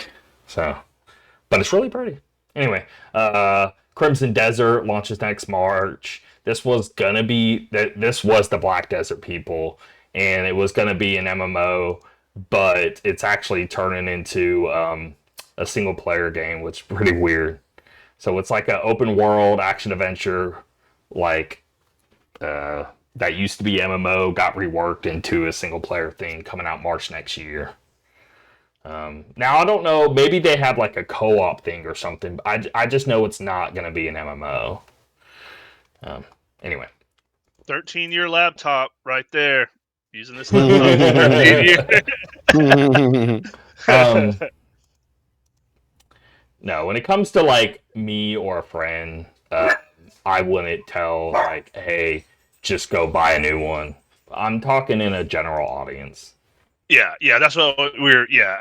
When you were clarifying, for sure. Introducing Sony Pulse Elevate, these wireless speakers. They're coming out with PC speakers that you can connect wirelessly. And it has I don't know. I mean, it's a niche market, but Sony does make good hardware. I'm not super against this. I'm kind of curious. Depends on the price. Yeah, definitely the price. I love speaker stuff, so I'm interested to see what it is. But if they come out and they're like, "Oh, this is $600," and it doesn't match what you can buy, as far as bookcase speakers for $600, that's going to be a problem. Sony's good with its audio, and they make good equipment. So it depends. Yeah. I need designed reviews. To work I need with pretty price. much everything. It looks like designed to work with PS5, PC, and Mac. I mean, yeah. I don't know how. I don't know. I'd have to Ultra see low it. latency is a big thing, because I'm sure y'all have noticed with some special Bluetooth wireless things, there can be a lag between, and it's really annoying real fast. Yeah, of course. So if you're gonna have wireless speakers, you really have to make sure that latency is as low as it can be. Yeah. I think they can pull it off. Anyway, God of War got a limited edition 20th anniversary controller. Here's the thing, it's the 20th anniversary. They showcased the controller. I'm like, the controller looks like ass, but hey, cool, God of War stuff, let's see. And they only show the controller, and it doesn't lead into a trailer of a game. I was expecting some God of War collection. Didn't happen. I want God of War 3, dude. I want God of War 3. Dude, also, I'm done buying PlayStation controllers. Every PlayStation controller I've bought, except for one, eventually stop working or they have the stick drift. I can't anymore. They're too expensive and they all mess up. Yeah. I think I paid $80 for that God of War edition controller and I can't even use it anymore. It just doesn't work anymore. It's such a pain in the ass. Now I just let it sit there. It's just a showpiece now. It's so freaking annoying, man. Yeah, I've had a lot of people say like the DualSense is one of the best controllers out there, and I hard disagree. No, I like playing with it, but in terms of my experience, I've had worse luck with that than the original Switch controllers. Like the Switch controllers, I had like one or two where I had some issues, but this has been worse by far. So I mean, I've said it on the show many times. Those Switch Pro controllers are god tier. I think those are the best. Switch Pro controllers are incredible. I think I've charged my Switch 2 Pro controllers 2 times so far. Honestly, since it came out, and it's freaking wild. It's so crazy to say that out loud. It's incredible, man. That controller is far beyond just the battery. I mean, everything's exactly where it needs to be. Feel exactly how it needs to feel. And the Switch 2, it was even an improvement. I was shocked. Those joysticks, I think it feels even better. The back buttons too. I've been using them. Yeah. Like in Hollow Knight, I set the one back button for the map and the other one for like the pause menu. Oh, it's so great. Yeah, it feels good. So yeah, the showcase was pretty weak. It had a strong opening with the sorrows of, Returnal's follow-up. And at the very end, we did get a big banger. And honestly, I was kind of whatever on Wolverine, but I was like, I don't know. I wasn't going to like not care whatsoever, but I was very just whatever on it till this reveal. The game does look super sick, dude. Really, really good. Y'all need to watch this reveal. They sold me on it completely. I'm very hyped now after the fact. They got the guy that plays Spartacus as the actor for Wolverine, so that's pretty neat. That's pretty cool. Yeah. The guy who took over, not the guy in the first season. Right, not the original guy, Yeah. Let's do it. Yeah, no, Wolverine looks cool. Very, very bloody. Thank God. I was a little like, what are they going to do there? Or they're going to have to lean into the violence, and thankfully they did. And there's a ton of it. I mean, the whole showcase, it's just like claws going like through the neck, under the face, nuts. And then pulling the face off. I mean, it's some really, really violent stuff there. I was very pleased with the showing. The only thing I'll say is when you first get like the character face reveal and he does this weird like up to the camera, it didn't look good.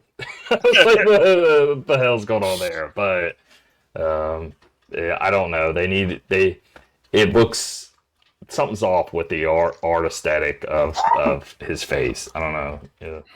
People that saw them, I think they'll know what I'm getting at.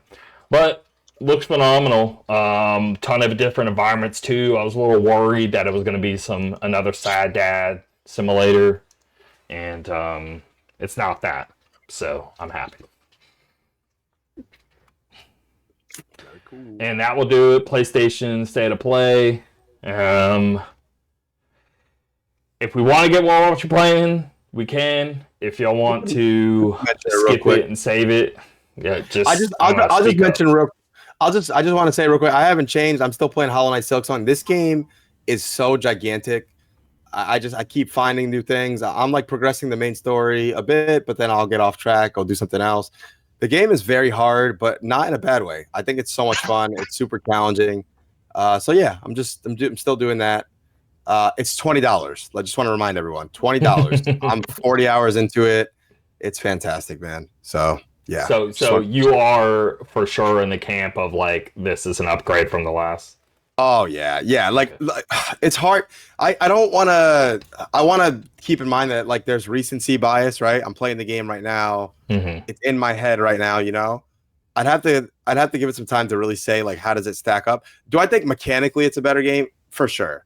But in terms of like everything else, the narrative, the design of the game, things like that, there are some things I think are better about Hollow Knight, but there's others that I think are better about this game. So I gotta like give it some time to really see where everything falls out. But overall, do I think it's at least on the same level? Totally, 100%. But the way it plays, I think is definitely better about this game. So yeah, I agree. So yep. Eddie, any watching, playing, anything you want to mention? Kingdom Come Deliverance. I've been playing the hell out of that. The first one or Nice. second? The first one, yeah, because my buddy got me the second one, and I'm not the kind of I mean, I'll look it up and do research, but in this case, I felt like going back to one was worth it, and it was. I mean, so far it's honestly probably. I'm trying to think. It's probably one of my. It's if not my favorite, one of my favorite like Western RPGs. Just to give you an example, real quick, like the alchemy stuff, you're actually like putting the stuff in the mortar and pestle, grinding it down. Some recipes call for you to use a still. Like it's really well thought out mechanics. That's just one example. But yeah, the combat is awesome. It like shows it portrays itself as like skill based. It's really not. It's stat based. As you get higher level, you can just like you can kind of cheese it. But the world super historically accurate. If you're into that kind of thing, it's set in feudal the Czech Republic during the Holy Roman Empire, like the 1400s. Just awesome, dude. It hits all the buttons. But yeah, that's pretty much what I've been sucked into right now. Okay. Very Real quick, I wanted to mention Trails in the Sky. The reviews have been really, really solid. Like, look, I think it's a 90 or 91 Metacritic, but a lot of people throwing 9s and 10s at it. And I've been playing it myself. Like, I was playing when the demo dropped, and I was like, oh, I'm really impressed by this. Because I don't know. I tried playing, like, more recent Trails games, like Trails of Cold Steel and stuff like that, and kind of think they're just average, whatever. But I don't know. I didn't play enough of it, and maybe I'm preemptively judging and yada yada. I don't know. I've been very like mixed on it.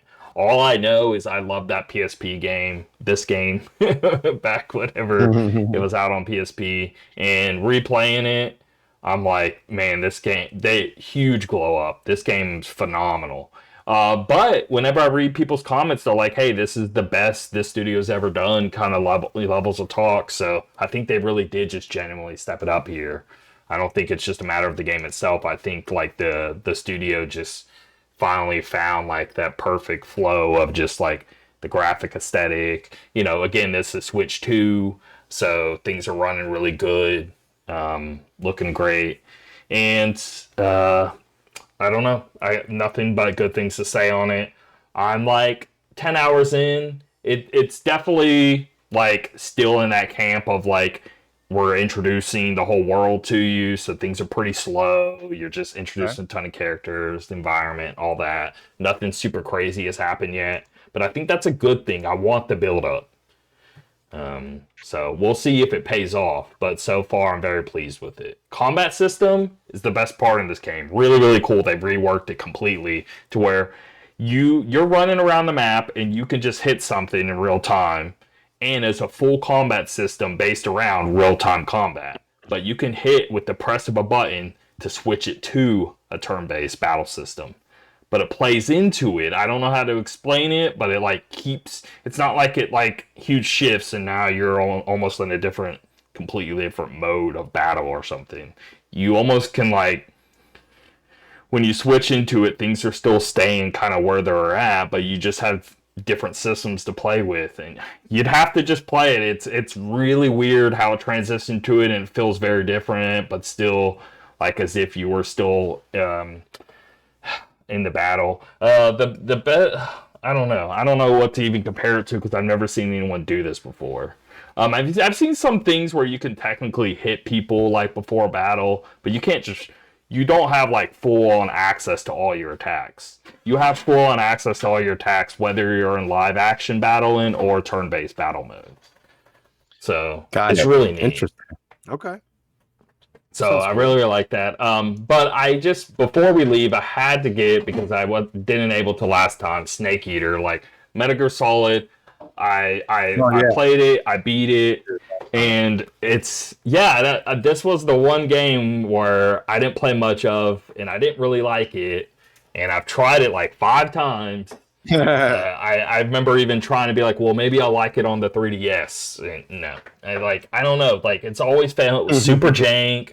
I was like, bad control. I don't like the whole Like, I gotta constantly be going in my inventory and selecting this and that, and just like I'm not playing the game enough. And the game what's here is like, if you try to play an original PS2, the frame rate was real bad. At the time, nobody cared about that stuff, but trying to play it now, it sucks. Yeah. Emulation's never good on this game still. Oh yeah, no, It's it like- looks all blurry on the PS2 version. It's like blurry as hell, and then the PS3 version is technically a little better, but it still runs not great on emulation. So anyway, this thing dropped, and I was like, I'm gonna try again. I really want, because it's the one game I never played through. Metal Gear Solid, like the series again, like it's Final Fantasy or it's Metal Gear Solid, my favorite series all the time, and it's like really annoying that I have this gap. And it's the prequel to it all. It's very important. Sure. And anyway, so yeah, started this up.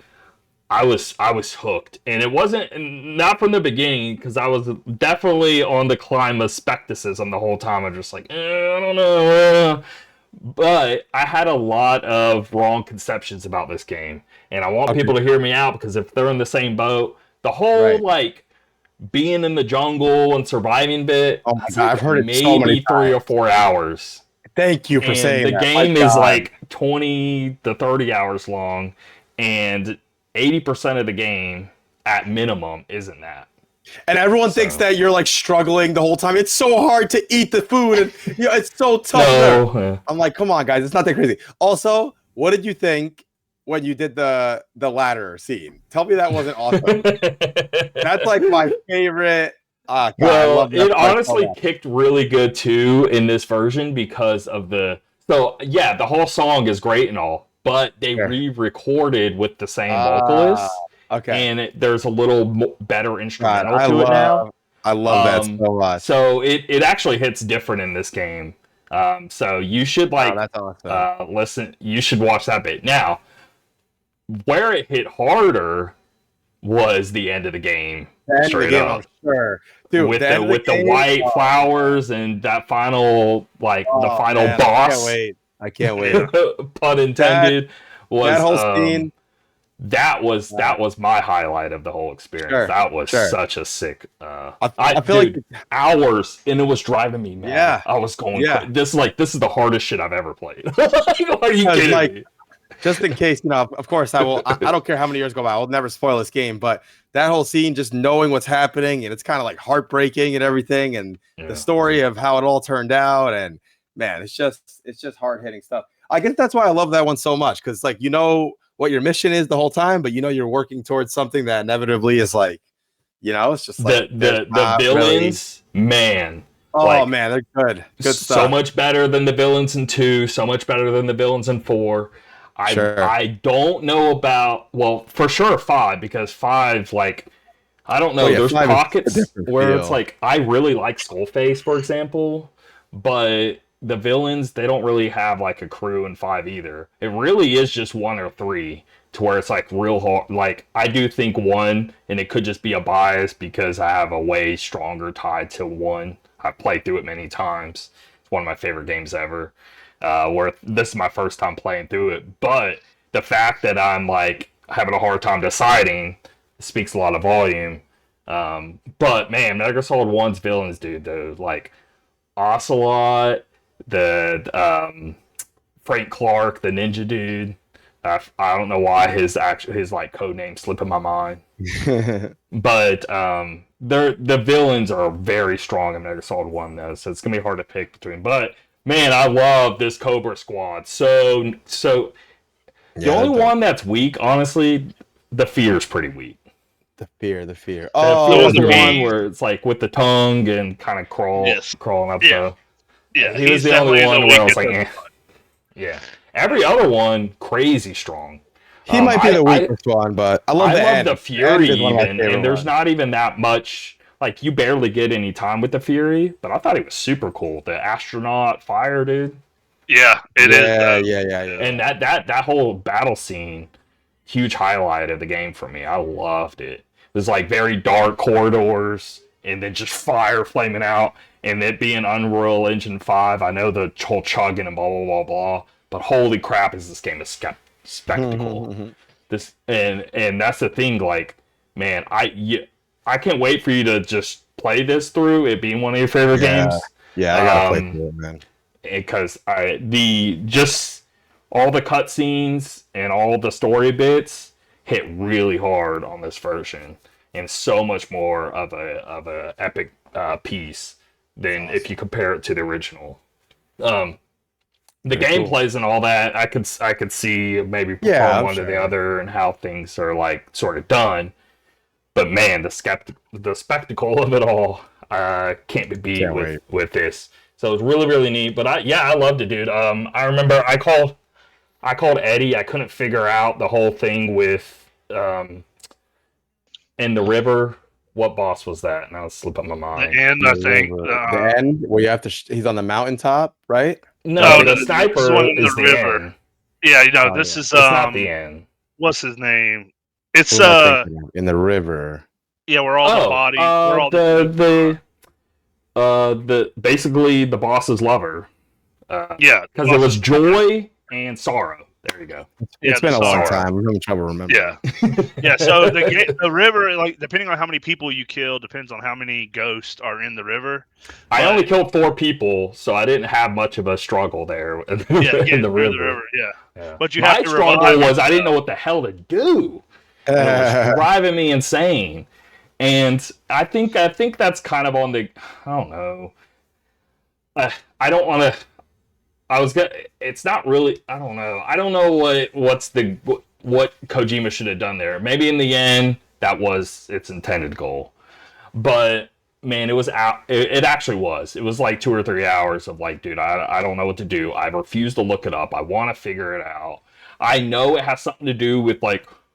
Clearly, it gives you a million hints of like. It gives you a lot of like lead up of like, oh, you're gonna need to use this peel and all that sort of stuff, and I'm trying to use it and it won't let me, and I'm like, what the hell do I do? And I'm not going to say what to do, but I don't know, it may benefit players if I do, but you eventually I just hope you figure it out sooner than later, because I took way too long figuring it out. But you do use it, I will say that you need to at least know that.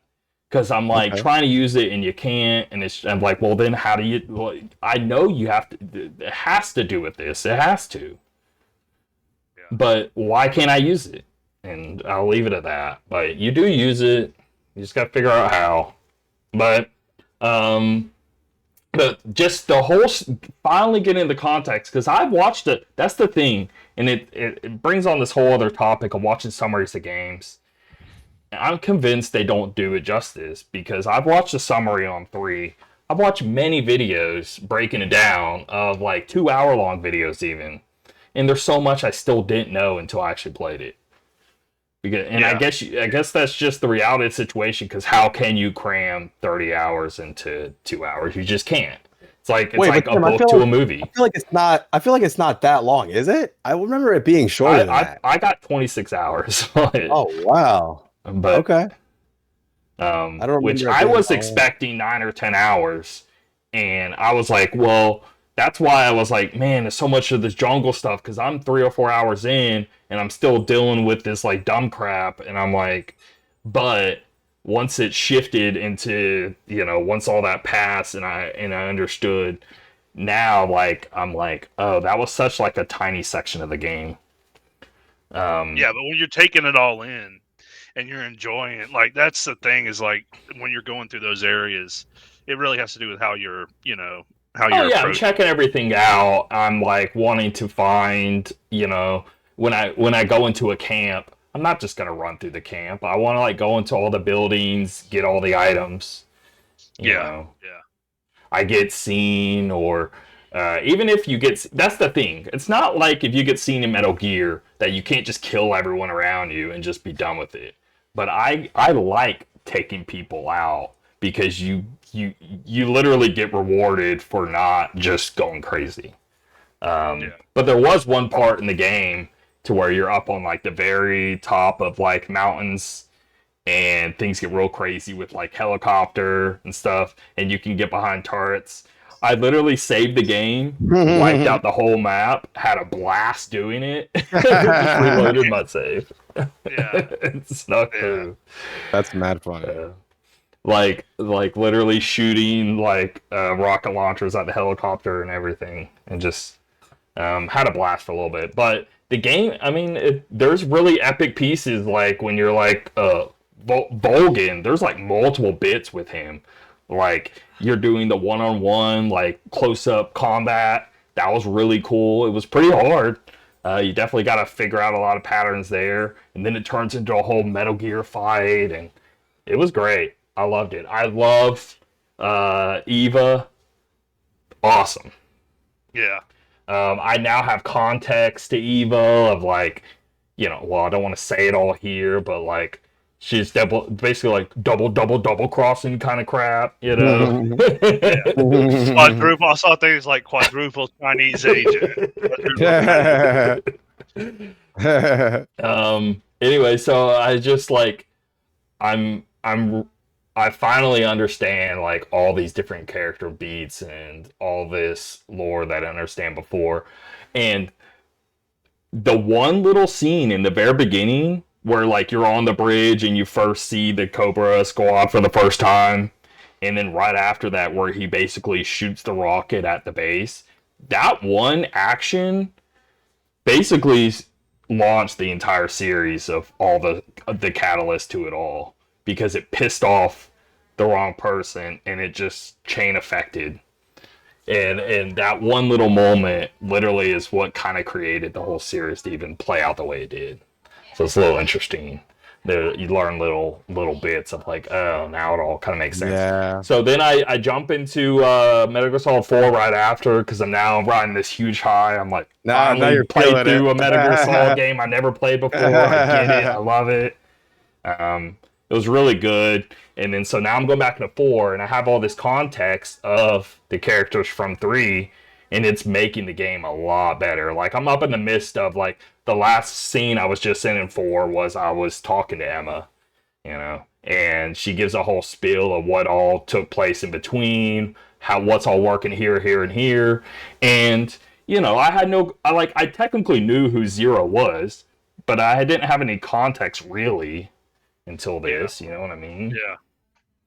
And Zero's like the main reason of all this crap going on. He's like the big dog now, and it's like, and he's he's basically like behaving how the end was behaving, of like all messed up in his wheelchair, about to die any second. And I was a little like, well, okay, now that I got like a hardcore Metal Gear, like 1, 2, and 3, I can see the progression of each one. Let me go to 4 and let me see, like, is it really how people try to portray it, where it's just like ton of cutscenes, the gameplay's kind of whatever, and it's not that good of like a Metal Gear Solid kind of game, and it's more of just like you get some cool lore, but the game sucks otherwise. And that seems to be the vibe that a lot of people like to run with. So I start 4 up again in that mindset of like, was it just me just being overhyped on just because of the cutscenes being so epic that just took over my enjoyment? And I was like, no, this game plays so much better than 1, 2, or 3 by a landslide.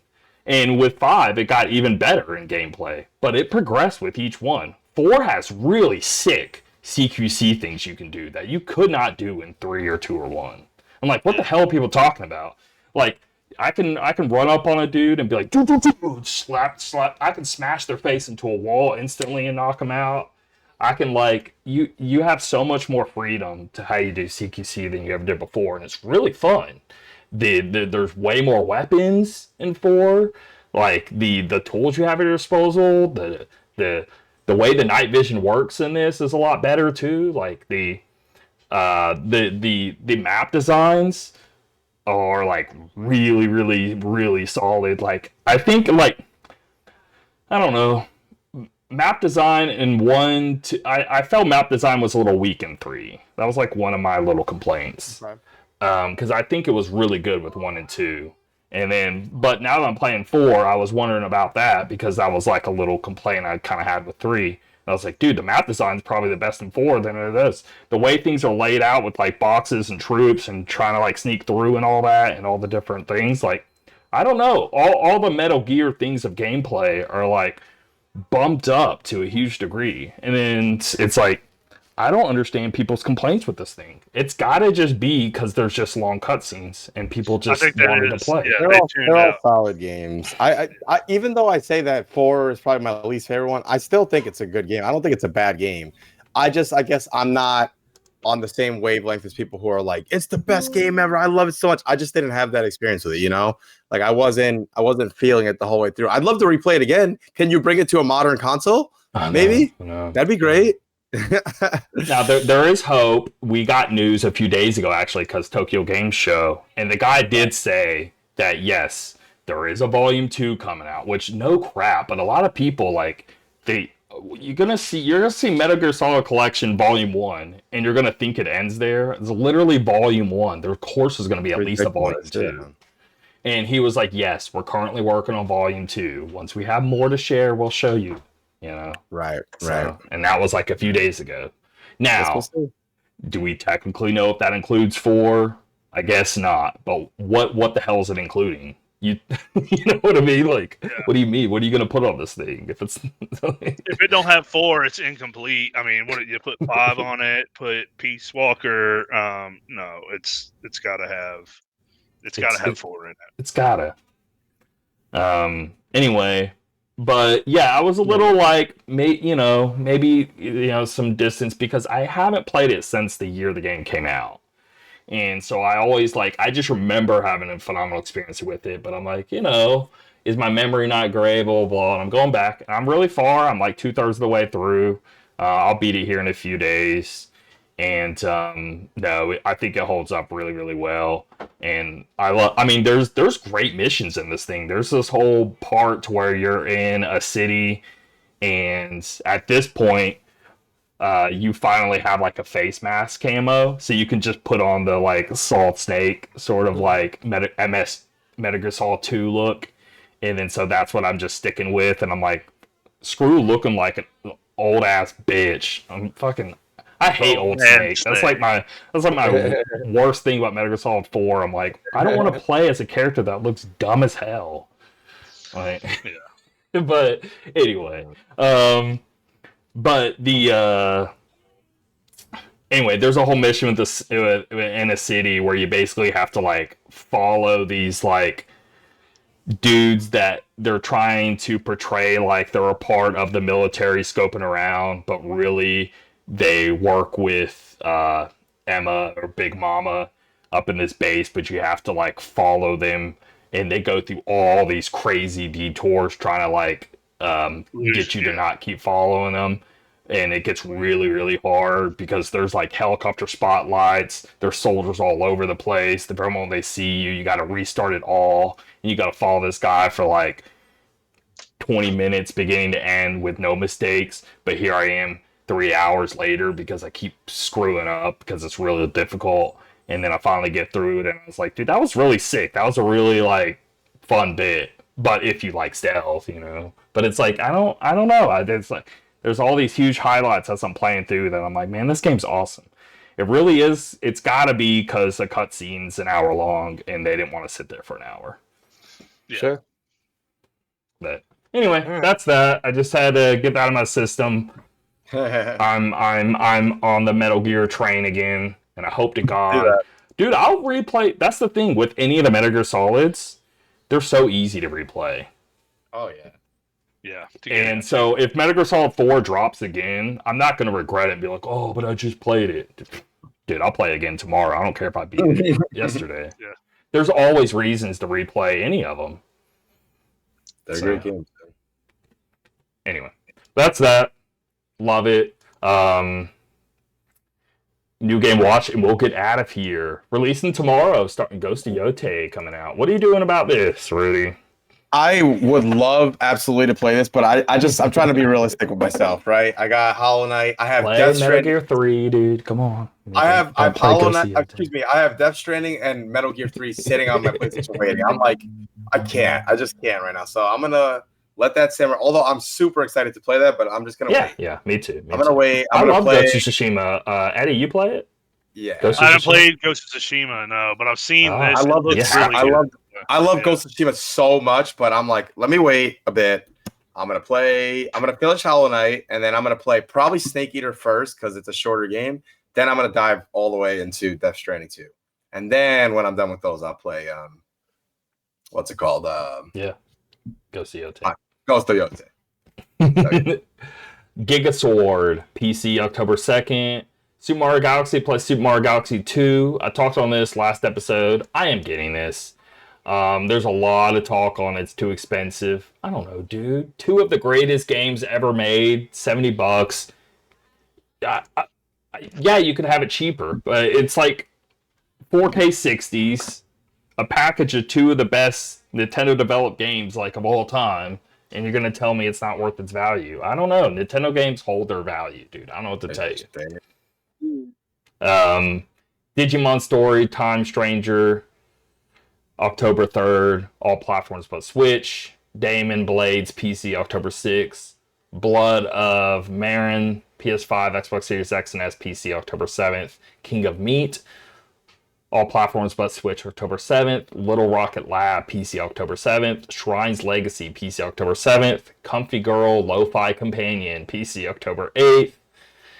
Mooney, Black Lotus, PC, October 8th. Absolum, all platforms, October 9th. Backseat Drivers, PC, October 9th. Rise Eterna 2, all platforms, October 9th. Barbie Horse Trails, let's go. All platforms, October 10th. Battlefield 6, all platforms but Switch, October 10th. Disgaea 7 Complete, Switch 2, October 10th. You know, what's sad is Disgaea 1 and 2 is like one of my, like, those are like top tier PS2 games for me. I love those things. But you can't just keep replaying the same thing. Yeah. Years. They keep cranking those out. They crank them out, but the thing that, okay, you're on Title 7, but, okay, Metal Gear Solid, for example. How many Metal Gears are there? There's tons of them. 15 of them or something like that. But they're all different experiences. They're all very different, yeah. And it's like, this series is the most, like, let's do the exact same thing again. Little Nightmares 3, all platforms, October 10th. I can't wait for that. Man, I'm pumped for that. I just this don't is know. A different team doing it, though, right? I know, but I'm still excited nonetheless. Who is doing it? It's the it's not the Mana Maiden people and all that, like the whole like. Is it them? Hold on. Little Nightmares 3 developers. Supermassive Games. You're right. Yeah. They had prior experience on Little Nightmares franchise for developing the enhanced PS5 and Xbox Series X and S. Okay. So at least they understand the mission. Well, you guys better not screw this up, because man, those first 2 games are incredible. Especially the second one. Still haven't played them. I still cringe at myself because I think they'd be right up my alley. Good. They're so great, man. The second one, we were just talking about narrative. The second one does some crazy stuff towards the end that just blows your mind, man. Really, really cool stuff. So yeah, really good. The Farmer was replaced. PC, October 10th. Ys vs. Trails in the Sky, Alternative Saga. What is this? I did not know this existed. Is this like an actual in-lore thing, or is this like some fighter or something? What is this? Don't know. Yeah, it's some battle action game, crossover fighting. That's okay. That's what I figured. I was like, there's no way this is some like. Anyway, one of the best crossovers of lore, that Professor Layton crossing over with Phoenix Wright. Good shit.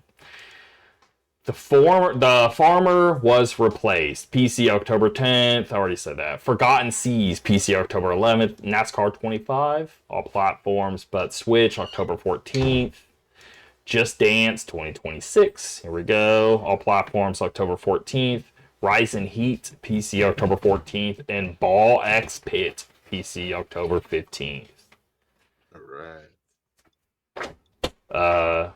Any final comments? I have nothing more to say. I actually was excited when you read Little Nightmares 3. I didn't realize it was coming so soon. That's actually pretty exciting. So Very cool. I might grab this one on Steam Deck though, because I've gotten the first two there, and I kind of want to just keep them all in the same place. So, like Hollow Knight, I actually had already on Switch 1, so kept it there. But yeah, aside from that, that's that. All right. Well, we'll end it there then. Thanks All right, guys for listening. We'll see y'all next episode. See ya. Peace, peace.